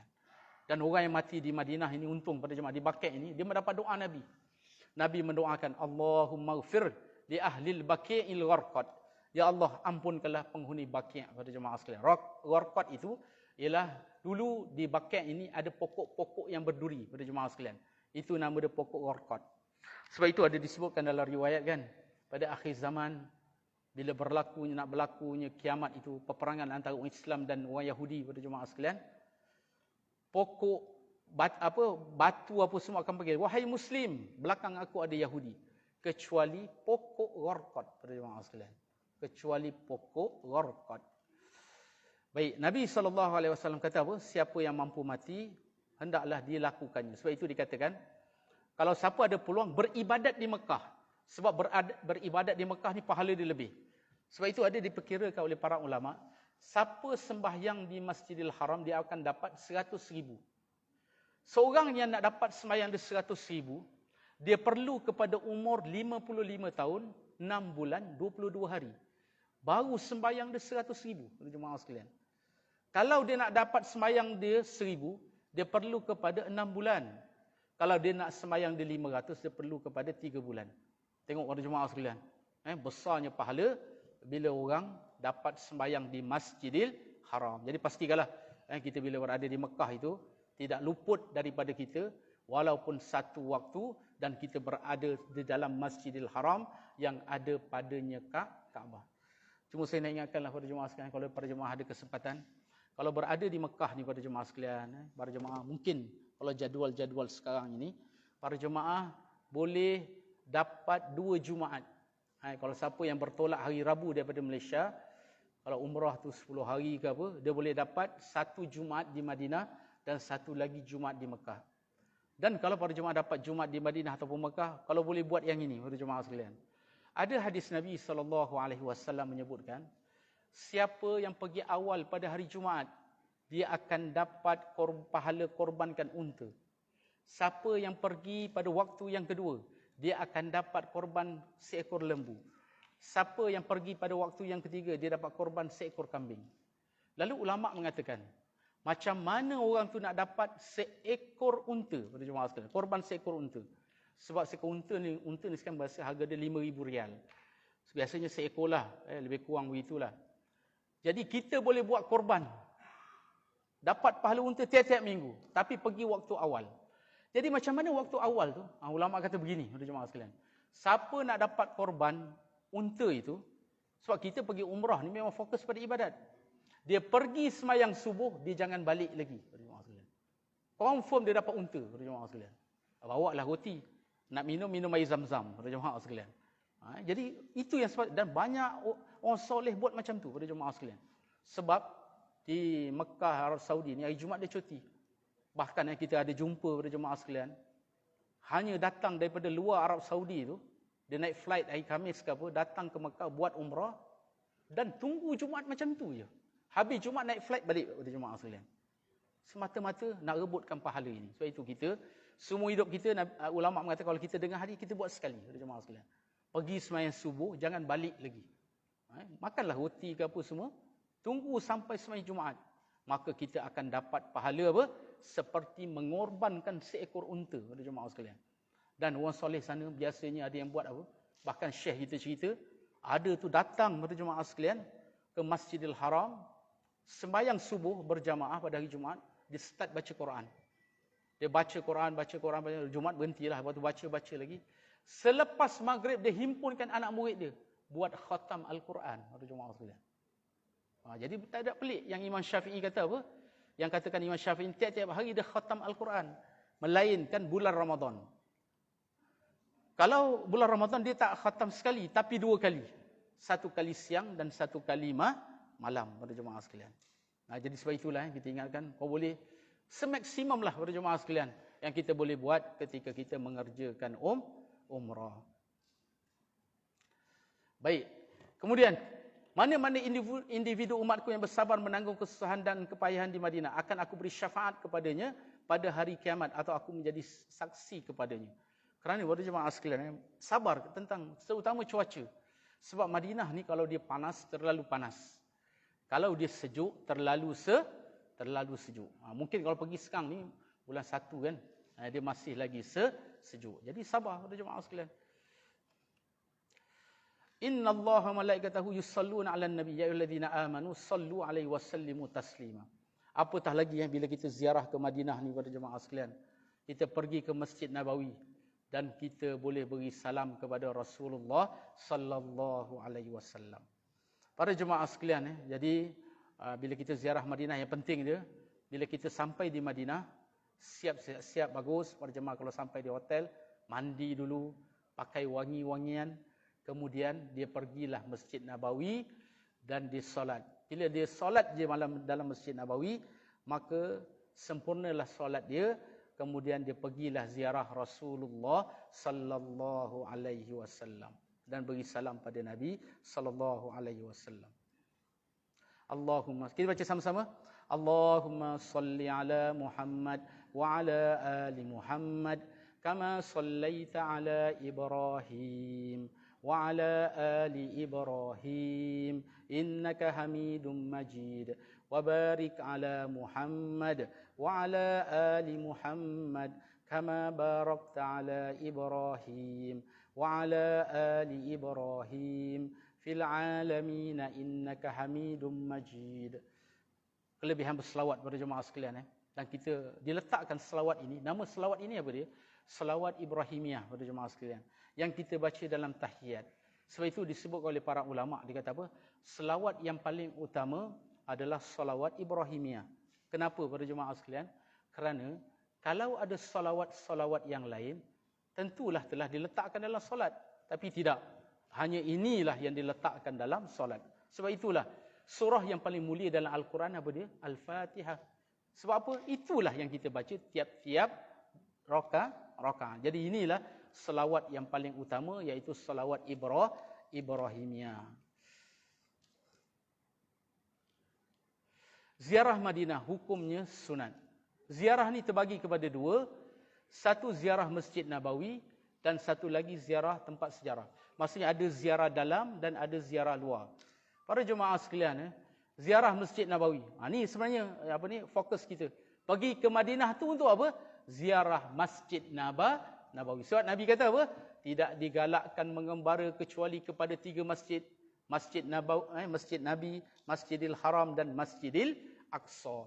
Jadi syukurlah bila kita dah pergi Madinah, kita dah pergi Mekah, kita dah pergi menziarahi 2 masjid. Bila kita pergi ke Masjid Nabawi, kita pergi ke Raudah. Lepas tu makam Rasulullah, perkuburan Baqi' dan makam 2 sahabat. Hukum ziarah tempat bersejarah Masjid Quba. Ini para jemaah sekalian, ini kelebihan. Kalau orang pergi ke Madinah, dia dapat lagi satu kelebihan, ziarah Quba. Disebutkan ada 4 masjid yang ada kelebihan yang disebutkan dalam hadis Nabi, termasuknya adalah Masjid Quba. Jadi dalam Islam ni ada 4 masjid, Masjidil Haram, Masjid Nabawi, Masjidil Aqsa dan Masjid Quba. Jadi bila orang datang ke Madinah, dia dapat 2, Masjid Nabawi dan juga Quba.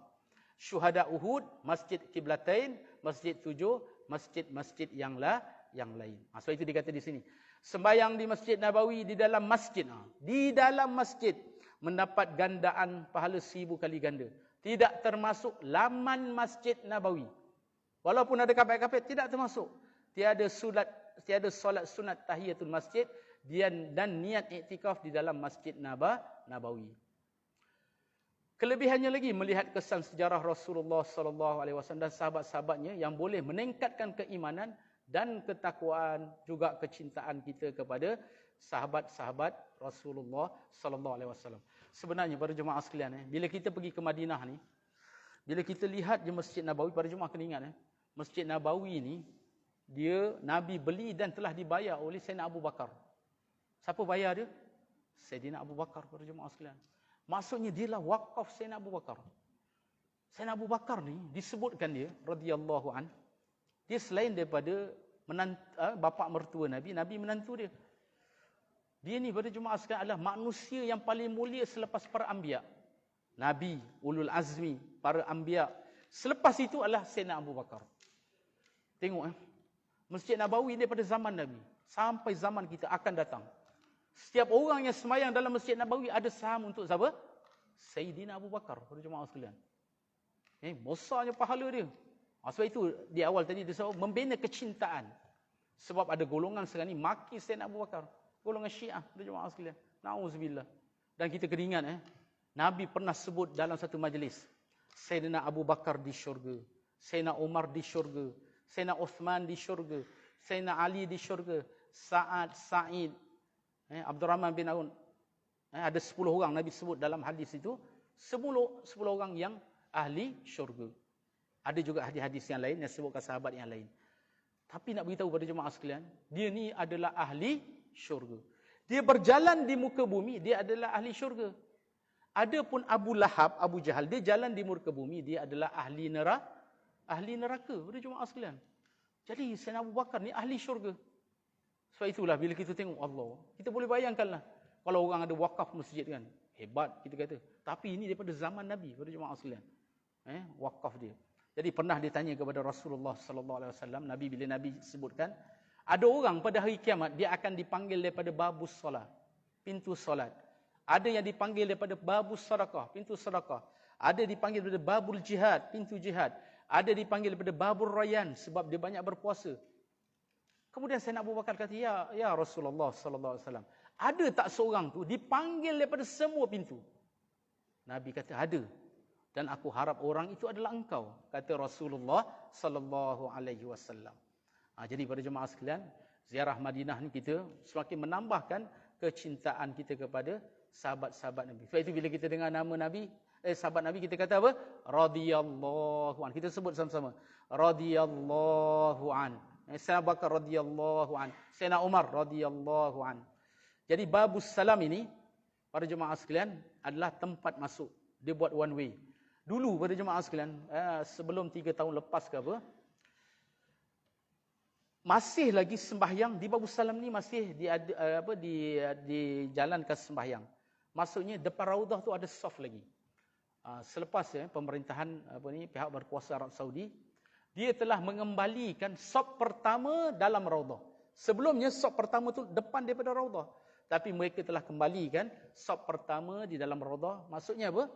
Sama macam zaman Rasulullah sallallahu alaihi wasallam, saf pertama berada di Raudah. Jadi sekarang ni babus salam ini tempat orang lalu je beri salam kepada Rasulullah sallallahu alaihi wasallam dan juga beri salam kepada Sayyidina Abu Bakar radhiyallahu an dan juga Sayyidina Umar bin Khattab radhiyallahu an. Okey, baik, sekarang ini adalah Raudah pada jemaah sekalian. Raudah ni yang kapet hijau ni kita nampak kan? Dan kita nampak di sini adalah ini adalah mimbar Nabi. Maksudnya asal tapak mimbar Nabi di sinilah dan tak boleh diubah. Sebab ada hadis Nabi menyebutkan ma baina baiti wa mimbari raudhatun min riyadil jannah. Antara rumah aku dan mimbar aku adalah taman-taman syurga. Jadi tidak boleh diubah pada jemaah sekalian. Mimbar ini sebenarnya adalah mimbar daripada zaman Uthmaniyah pada jemaah sekalian. Tapi kedudukan dia tidak boleh diubah. Sebab apa? Dia menjadi sempadan bagi Raudah. Dan ini adalah mihrab Nabi pada jemaah sekalian. Maksudnya orang kalau berada di sini pada jemaah sekalian, sebenarnya dia berpijak di tempat-tempat yang telah dilalui oleh siapa? Rasulullah sallallahu alaihi wasallam. Jadi para jemaah sekalian ini kita kena merasai ni pada jemaah sekalian. Bila kita berada di inilah tempat ulang alik Nabi pada jemaah sekalian. Nabi pernah berlalu, Nabi menjadi imam di sini. Takkah kita satu ini merasa kelebihan pada jemaah sekalian? Dianugerahkan oleh Allah Ta'ala boleh berziarah ke Madinah. Sebab itu bila ada peluang pada jemaah sekalian kita solat di sini, berdoalah kepada Allah Ta'ala, tempat yang pernah berada Nabi dan para sahabat pada jemaah sekalian, mereka pernah berada di sini. Kemudian ziarah Raudah. Nanti para jemaah sekalian sekarang Arab Saudi ni pada jemaah sekalian, dia ada 4 musim.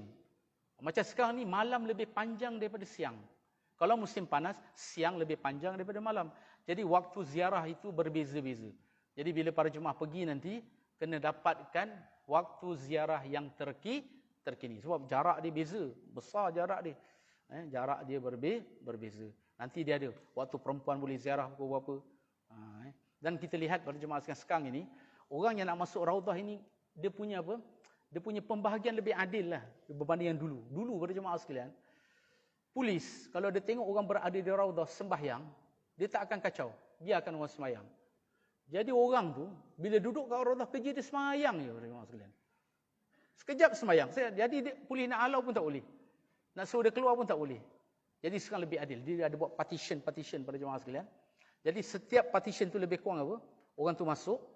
Jadi bila kumpulan ni masuk dalam Raudah, dia bagi masa lebih kurang 5 minit.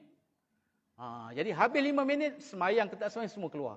Masuk yang lain, masuk yang lain, masuk yang lain. Ini lebih inilah lagi kata apa? Lebih baguslah pada jemaah sekalian. Beri peluang banyak boleh masuk kepada Raudah. Okey, ziarah makam Rasulullah sallallahu alaihi wasallam. Ini kelebihan pada jemaah sekalian. Ini kelebihan orang yang pergi ke Madinah, dia boleh beri salam di hadapan makam Rasulullah sallallahu alaihi wasallam.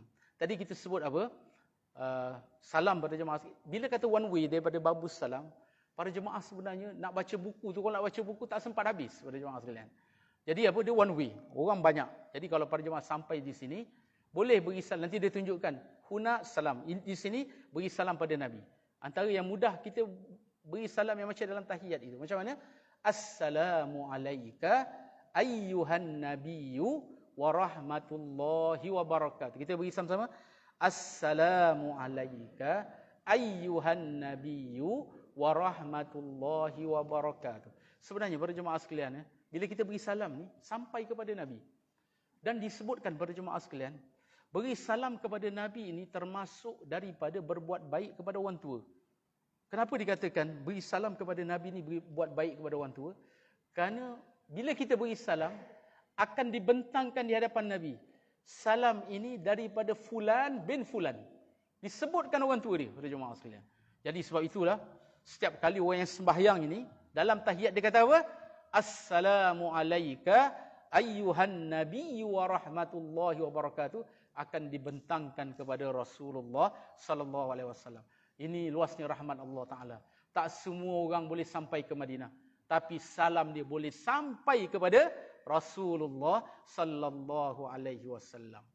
Para jemaah sekalian, ziarah makam Nabi sallallahu alaihi wasallam. Ini dia.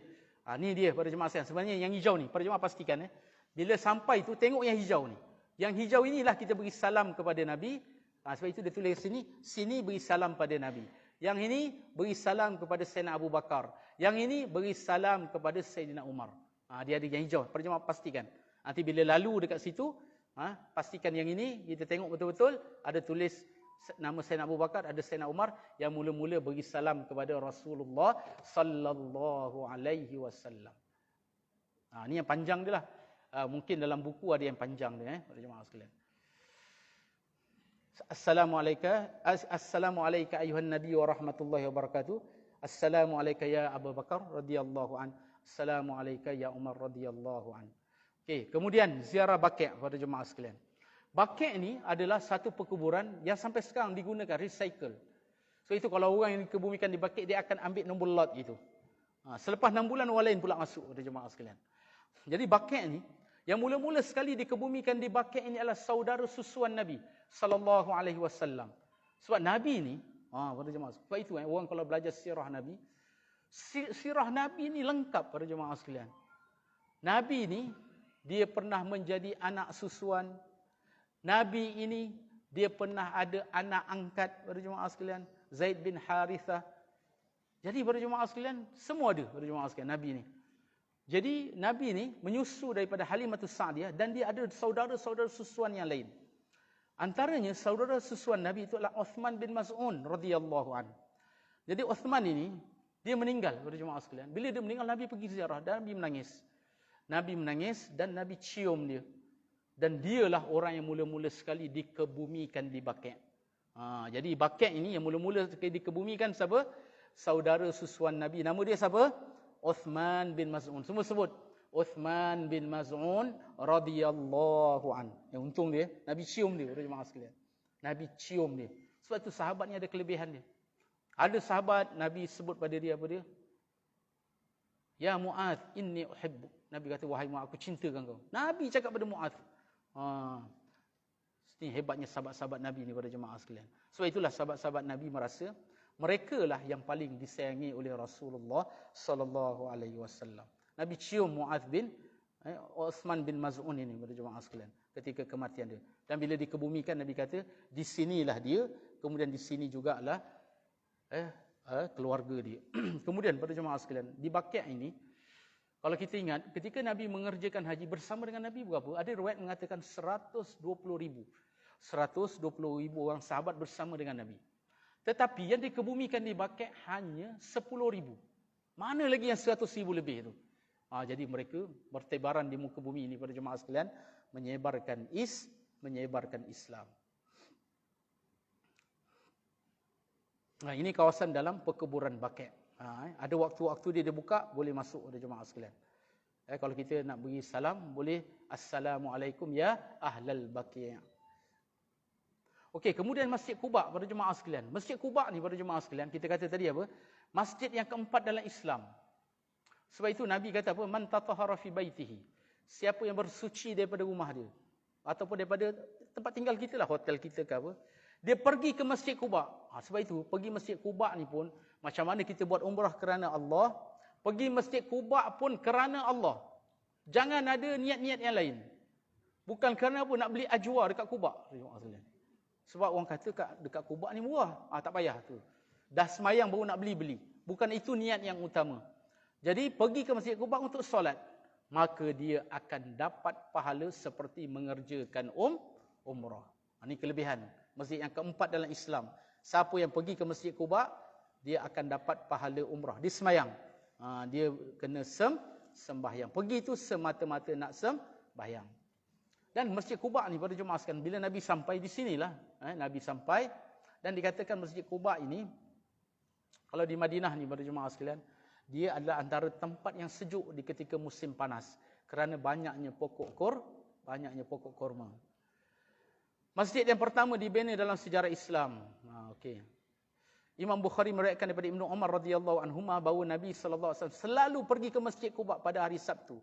Sama ada dengan menaiki unta atau berjalan kaki. Ada kala baginda pergi pada hari Isnin dan Khamis. Ini untung pada jemaah sekalian. Kalau siapa pergi ziarah Quba hari Sabtu, bertepatan Nabi pun pergi hari Sabtu. Kalau siapa pergi hari Isnin, bertepatan Nabi ada pergi hari Isnin. Dahlah sunnah sembahyang di Masjid Quba. Lepas tu bertepatanlah sunnah hari dia. Khair ala khair pada jemaah sekalian. Sebab itu hadis Nabi, siapa yang berwuduk di rumahnya kemudian pergi ke Masjid Quba untuk bersolat akan diberikan jalan pahala seperti pahala menunaikan umrah. Masjid Qiblatain. Masjid Qiblatain ni pada jemaah sekalian adalah tempat bersejarah berlakunya pertukaran kiblat. Nabi SAW ketika sampai di Madinah menghadap ke Masjidil Aqsa selama berapa lama? 16 ataupun 17 bulan. Selepas itu bertukarnya pada jemaah sekalian. Sebab itu dikatakan Masjid Qiblatain ini adalah perkampungan Bani Salimah. Berita pertukaran kiblat ini sampai lambat di perkampungan ini. Mereka dah sembahyang 2 rakaat di Masjidil Aqsa sampai berita kata dah pertukaran kiblat, mereka pusing berapa? 180 darjah. Jadi sebab itulah dinamakan tempat sini sekarang Masjid Qiblatain, maksudnya 2 kiblat. 2 rakaat Masjidil Aqsa dan 2 rakaat lagi Masjidil Haram. Okey, para jemaah sekalian. Masjid 7 para jemaah sekalian. Masjid 7 ni adalah tempat berlakunya peperangan Khandaq. Ni kita kena ingat. Sekarang ni tinggal berapa masjid-masjid kecil saja. Dia dah buat satu masjid yang besar di sini dan masjid di Sab'u Masajid ini pada jemaah sekalian. Okey, sebelum tu pada jemaah sekalian kita kena ingat. Ni kelebihan bila kita berziarah di Masjid 7 ni. Disebutkan pada jemaah sekalian, peperangan Khandaq ini Nabi SAW dengan sahabat telah bergali parit kan. Sebab dikepung oleh musyrikin Mekah, disertai oleh Yahudi pada jemaah sekalian untuk menghancurkan Nabi dan umat Islam. Para jemaah sekalian, Nabi berdoa kepada Allah Ta'ala. Berdoa daripada Allah Ta'ala hari Isnin, hari Selasa, hari Rabu. Dan Allah, selepas itu hari Rabu itu, Allah hantar angin sejengkal untuk menghancurkan tentera Ahzab ini, tentera bersekutu. Dan sebenarnya kita perasan ke tak perasan, sebab itu kita selalu baca kan. Hari raya tu, la ilaha illallah wallahu akbar, la ilaha illallah wahdah, sadaqa wa'dah, wa nasara 'abda, wa a'azza junda, wa hazamal ahzaba wahdah. Allah hantar angin sejengkal untuk mengalahkan tentera ahzab. Jadi ini hebatnya para jemaah sekalian. Allah bantu Nabi dan para sahabat dengan menghantarkan angin dan mereka kembali ke Mekah dalam keadaan menanggung kerugian yang cukup banyak. Okey. Jabal Uhud dan perkuburan syuhada. Jadi para jemaah sekalian, antara yang Nabi selalu ziarah selain daripada Quba, Nabi juga ziarah ke Jabal Uhud. Jabal Uhud ni para jemaah sekalian, kalau pada jauh, bila Nabi nampak je Jabal Uhud ni, Nabi akan percepatkan kenderaan Nabi, tunggangan Nabi, dan Nabi amat gembira bila nampak Uhud. Dan ada hadis yang Nabi kata apa? Uhud ini sayang, cinta kepada kita dan kita sayang kepada dia. Dan dia adalah daripada gunung syurga, para jemaah sekalian. Sebab itulah, bila kita berada di Uhud ni, ulama' kata apa? Kita kena tengok Jabal Uhud ni betul-betul, para jemaah sekalian. Ini Jabal Rumat ya. Yang belakang dia itu, yang bertetanggan dengan dia itu adalah Jabal Uhud. Sebab dalam hadis Nabi SAW, Nabi kata apa? Orang yang sembahyangkan jenazah akan dapat 1 qirat. Dan orang yang ikut jenazah sampai dikebumikan, dia akan dapat lagi 1 qirat. Maksudnya siapa sembahyangkan jenazah dan dia ikut sampai dikebumikan, dia akan dapat 2 qirat. Lalu sahabat bertanya, ya Rasulullah, 1 qirat tu apa? Nabi kata 1 bukit Uhud, para jemaah sekalian. 1 bukit Uhud. Jadi sebab itulah bila kita sembahyang itu, boleh katakan tiap-tiap waktu di Masjid Nabawi, Masjidil Haram itu ada sembahyang jenazah. Dan biasanya jenazah ni ramai, para jemaah sekalian. Sebab itu kalau kita sembahyang kan, banyak pahala kita akan dapat. Tiap-tiap waktu ada sembahyang jenazah. Cuma para jemaah sekalian, biasa jenazah ni ramai. Jadi kalau kita nak sembahyang jenazah, senang ya para jemaah sekalian. Bila imam tu takbir, kita kata, aku sembahyang macam mana sembahyangnya imam. Takbir pertama, baca Fatihah. Takbir kedua, baca salawat. Takbir ketiga, doakan jenazah. Ramai. Allah, ikut saya. Allahumma ghfir lahum, warhamhum, wa'afihim, wa'fu anhum. Maksudnya apa? Ini takbir ketiga, kita doa macam tu. Jadi jangan tinggalkan sembahyang jenazah bila kita berada dalam Masjid Nabawi dan juga Masjidil Haram. Okey ya. Kita buat sama-sama, para jemaah ikut saya. Usalli kama sallal imam. Aku sembahyang macam mana sembahyang je imam. Okey ya. Allahu akbar. Kita baca Fatihah. A'udzubillahi minasyaitonirrajim. Bismillahirrahmanirrahim. Alhamdulillahi rabbil alamin. Arrahmanir rahim. Maliki yaumiddin. Iyyaka na'budu wa iyyaka nasta'in. Ihdinas siratal mustaqim. Siratal ladzina an'amta 'alaihim ghairil maghdubi 'alaihim waladdallin. Amin. Allahu akbar. Allahumma salli ala Muhammad wa ala ali Muhammad kama sallaita ala Ibrahim wa ala ali Ibrahim wa barik ala Muhammad wa ala ali Muhammad kama barakta ala Ibrahim wa ala ali Ibrahim fil alamin innaka Hamidum Majid. Allahu akbar. Allahumma ighfir lahum warhamhum wa'afihim wa'fu anhum. Allahu akbar. Allahumma la tahrimna ajrahum wa la taftinna ba'dahum. Assalamualaikum warahmatullahi. Para jemaah sekalian, Allah, berapa banyak kirat kita dah dapat bila kita sembayangkan di Masjid Nabawi dan juga di Masjidil Haram. Baik, para jemaah sekalian, Jabal Rumat. Jabal Rumat ini adalah tempat yang Nabi letakkan 50 orang pemanah. Dia adalah bukit pemanah, para jemaah sekalian. Nabi pesan kepada mereka, jangan tinggalkan bukit ini, para jemaah sekalian. Nabi pesan pada mereka, jangan tinggalkan bukit ini. Jabal apa tu? Jabal Rumat tu tadi, para jemaah sekalian. Nabi pesan daripada awal kepada mereka, jangan tinggalkan. Tapi apa berlaku pada jemaah sekalian? Sahabat menyangka pada ketika itu dah menang, pada jemaah sekalian. Ijtihad mereka dah menang. Lepas tu ada yang turun daripada Jabal Rumat ni. Sedangkan Nabi dah pesan, Nabi kata apa? Walaupun kamu melihat yang di bawah ni dipatuk oleh burung. Kan ada burung yang makan mayat tu kan? Ada burung tu yang kepala botak tu, pada jemaah sekalian. Jadi Nabi kata jangan turun. Tapi ada yang turun. Akhirnya bila Khalid Al-Walid tengok yang bantu daripada atas sudah turun, dia serang yang atas, baki yang tinggal itu, Dia habiskan pada jemaah sekalian. Kemudian umat Islam dan Nabi pun diasak pada jemaah sekalian. Jadi sebab itulah ramai yang termati syahid, yang mati syahid dalam peperangan Uhud. Berapa ramai? 70 orang sahabat yang mati menjadi syuhada. Sebab itulah bila kita sampai di Uhud ini, antara yang Nabi buat adalah Nabi beri salam pada jemaah sekalian. Nabi beri salam. Apa Nabi beri salam? Pada jemaah ikut saya. Salamun alaikum bima sabartum fa ni'ma uqbad dar. Lagi sekali. Salamun alaikum bima sabartum fa ni'ma uqbad dar. Supaya pada jemaah sekalian, bila kita pergi ke syuhada Uhud ini, antara yang kita kena ingat pada jemaah sekalian, dengan sebab mereka lah Islam ini sampai kepada kita. Pengorbanan sahabat-sahabat ini pada jemaah sekalian. Sebab itulah selepas habisnya perang tu pada jemaah sekalian, kerana bila berkecamuk itu, sahabat ini telah menjadikan diri, tubuh badan mereka sebagai benteng pada jemaah sekalian, untuk mempertahankan Nabi SAW. Sebab itu ada sahabat itu didapati berpuluh-puluh kesan daripada pedang, kesan daripada panah, kesan daripada tombak, sampaikan tak boleh kenal lagi pada jemaah sekalian. Macam dicincang pada jemaah sekalian. Sehinggalah dikenal dia tu sebab apa? Ujung jari dia je. Ada saudara dia datang, saudara dia kenal, ini saudara aku sebenarnya. Dia kenal daripada ujung jari dia pada jemaah sekalian. Tak boleh dikenal. Tengok pengorbanan mereka pada jemaah sekalian. Dan ada sahabat Nabi SAW, iaitu pada jemaah sekalian, Nabi hantar dia untuk pada jemaah sekalian, untuk mengajar orang Madinah tentang Al-Quran. Mus'ab bin Umair radhiyallahu an pada jemaah sekalian, seorang sahabat yang mengajar Al-Quran, Nabi hantar dia untuk ajar orang Madinah. Dia meninggal ni, sahabat mengadu kepada Nabi, ya Rasulullah, bila kita nak kebumikan siapa ni, Mus'ab ini, masalah. Sebab dia cuma ada pakaian dia, kalau kita tarik nak tutup kepala, yang bawah terbuka. Tarik nak tutup yang bawah, kepala bahagian atas terbuka. Lalu Nabi kata apa? Tutup yang bahagian atas.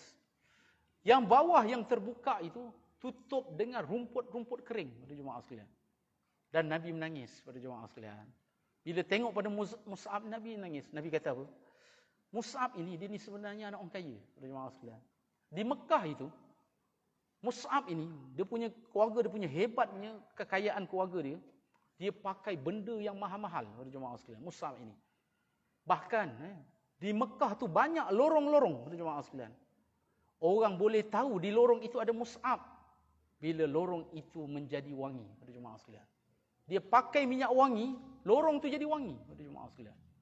Tapi bila dia mati, ini yang tinggal pada jemaah sekalian. Nak tutup pun tak boleh. Sebab apa? Bila Mus'ab memilih Islam dan Nabi SAW, keluarga dia haramkan dia daripada mendapat harta pada jemaah sekalian. Tinggal harta habis semua pada jemaah sekalian. Ini yang katakan kecintaan kepada para sahabat. Mereka berkorban apa saja pada jemaah sekalian. Walaupun boleh mendapat harta yang banyak, tinggalkan. Dia pilih antara Islam dan harta. Dia memilih Islam. Inilah yang berlaku kepada Mus'ab. Dan ulama ambil daripada situ pada jemaah sekalian. Bila Nabi kata apa? Tutup bahagian yang atas. Bukan yang bawah tu ada terbuka. Diambil daripada sini. Kalau badan kita ini dibagikan dua. Pusat ke atas dan pusat ke bawah. Yang mulia itu pusat ke atas pada jemaah sekalian. Sebab apa? Pusat ke atas yang mulia. Kerana ada padanya tauhid pada jemaah sekalian. Ada padanya apa? Tauhid. Kita baca sama-sama.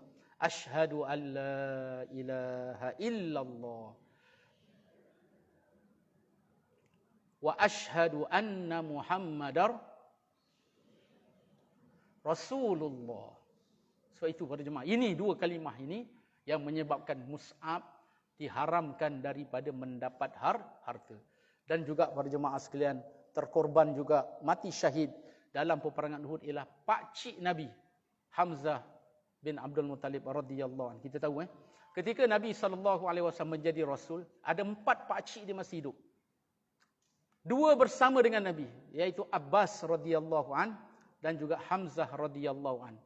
2 lagi pakcik Nabi tak bersama dengan Nabi. Siapa dia? Abu Talib dan Abu Lahab. Dan 2 pakcik Nabi ni pula berpisah pula. Satu sangat sayangkan Nabi. Dan satu lagi amat bencikan Nabi. Jemaah sekalian. Abu Talib ni sangat sayangkan Nabi, tapi Abu Lahab sangat bencikan Nabi. Sebenarnya dikatakan pada jemaah, Abu Lahab ini, ketika Nabi SAW lahir, dialah yang paling gembira.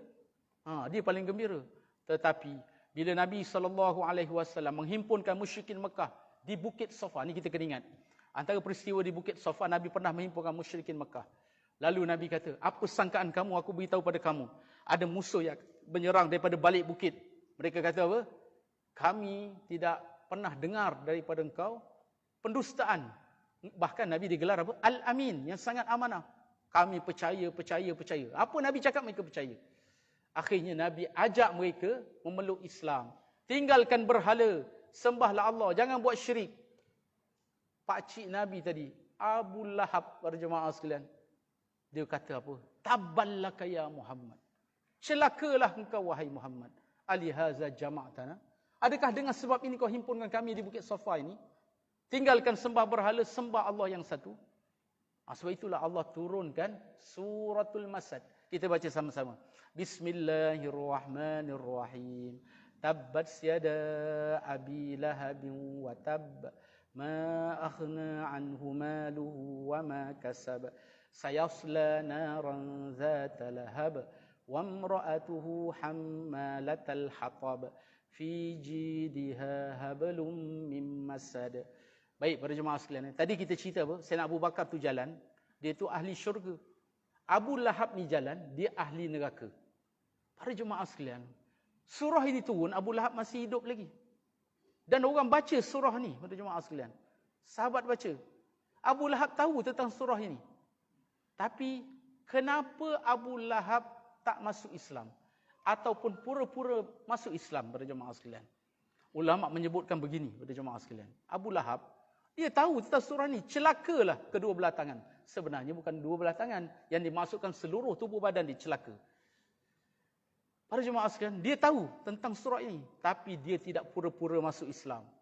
Ataupun dia jadi Islam lah. Kenapa, para jemaah sekalian? Ulama menyebutkan begini, dia kata yang pertama, kalau Abu Lahab berpura-pura masuk Islam, maka akan terbatallah Al-Quran itu, para jemaah sekalian. Quran akan terbatal. Tadi kata celaka, sekarang ni dah masuk Islam pula, para jemaah sekalian. Jadi terbatal Al-Quran, itu yang pertama.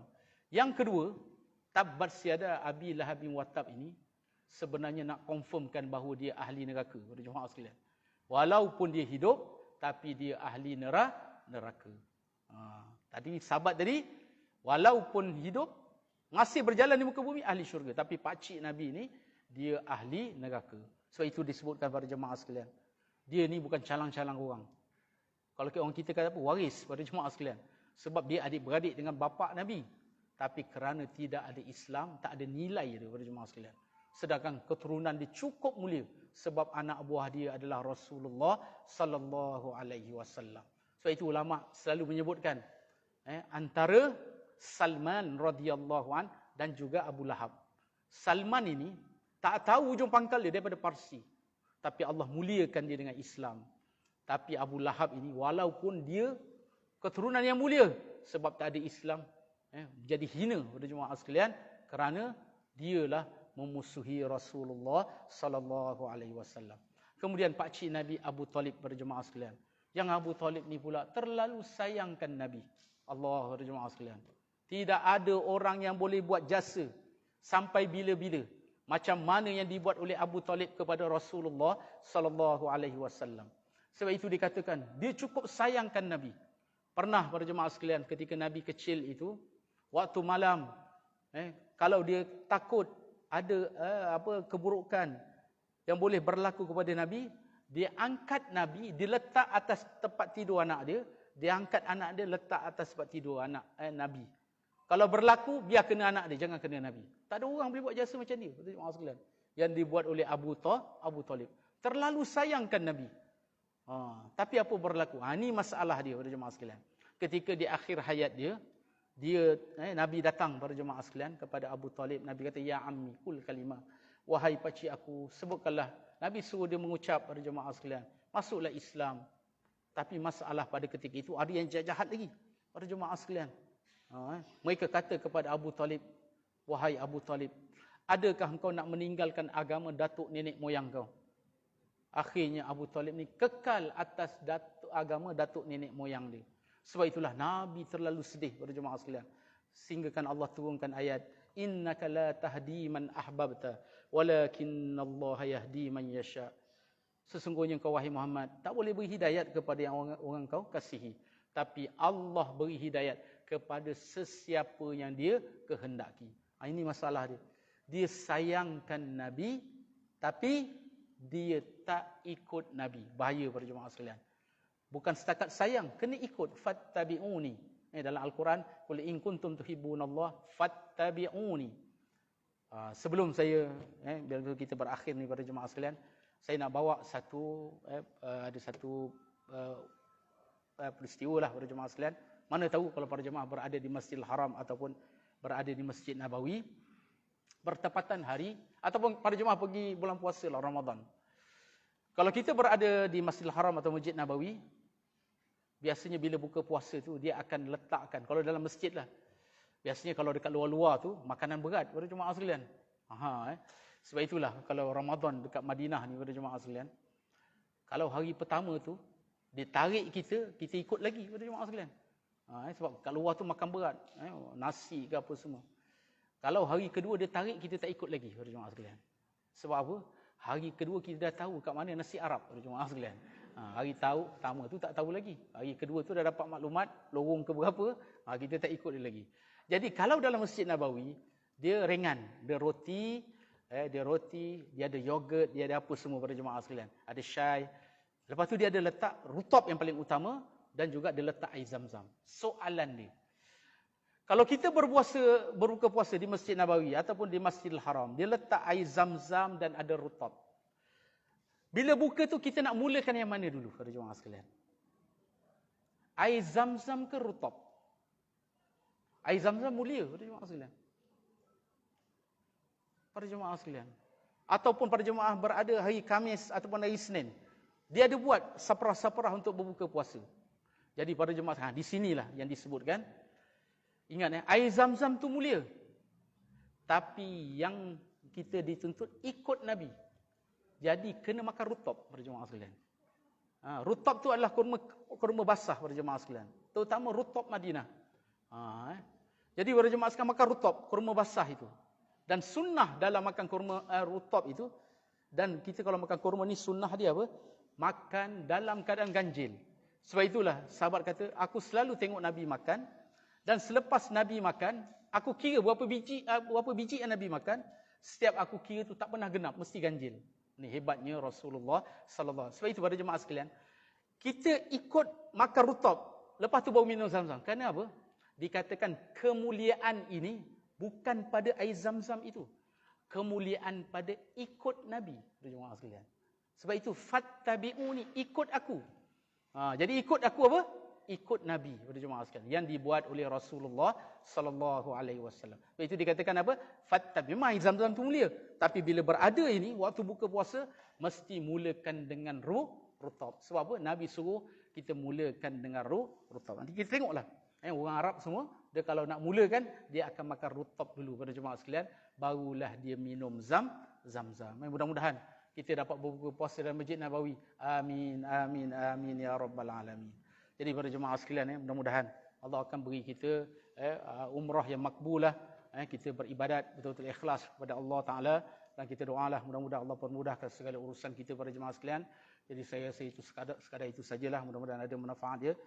Salah silap saya minta maaf. Kita akhiri majlis kita dengan tasbih kafarah dan suratul Asr. Subhanakallahumma wa bihamdika asyhadu an la ilaha illa anta astaghfiruka wa atubu ilaik. Bismillahirrahmanirrahim. Wal 'asr innal insana lafi khusr illa alladhina amanu wa 'amilus solihat wa tawasaw bil haqqi wa tawasaw bis sabr. A'udzu billahi minasyaitonir rajim. Bismillahirrahmanirrahim. Alhamdulillahi rabbil alamin.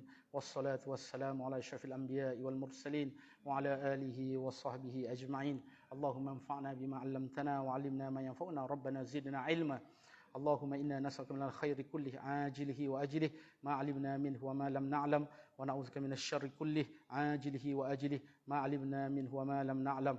اللهم إنا نعوذ برضاك من سخطك وبمعافاتك من عقوبتك وبك منك لا نحصي ثناء عليك أنت كما أثنيت على نفسك رضينا بالله ربا وبالإسلام دينا وبمحمد صلى الله عليه وسلم نبيا ورسولا ربنا ظلمنا أنفسنا وإن لم تغفر لنا وترحمنا لنكونن من الخاسرين اللهم اجعل اجتماعنا هذا اجتماعا مرحوما وتفرقنا من بعده تفرقا معصوما ولا تجعل فينا شقيا ولا محروما ولا مطرودا يا رب العالمين ربنا تقبل منا إنك أنت السميع العليم وتب علينا إنك أنت التواب الرحيم وصلى الله على سيدنا محمد وعلى آله وصحبه وسلم والحمد لله رب العالمين وبارك الله فيكم السلام عليكم ورحمة الله وبركاته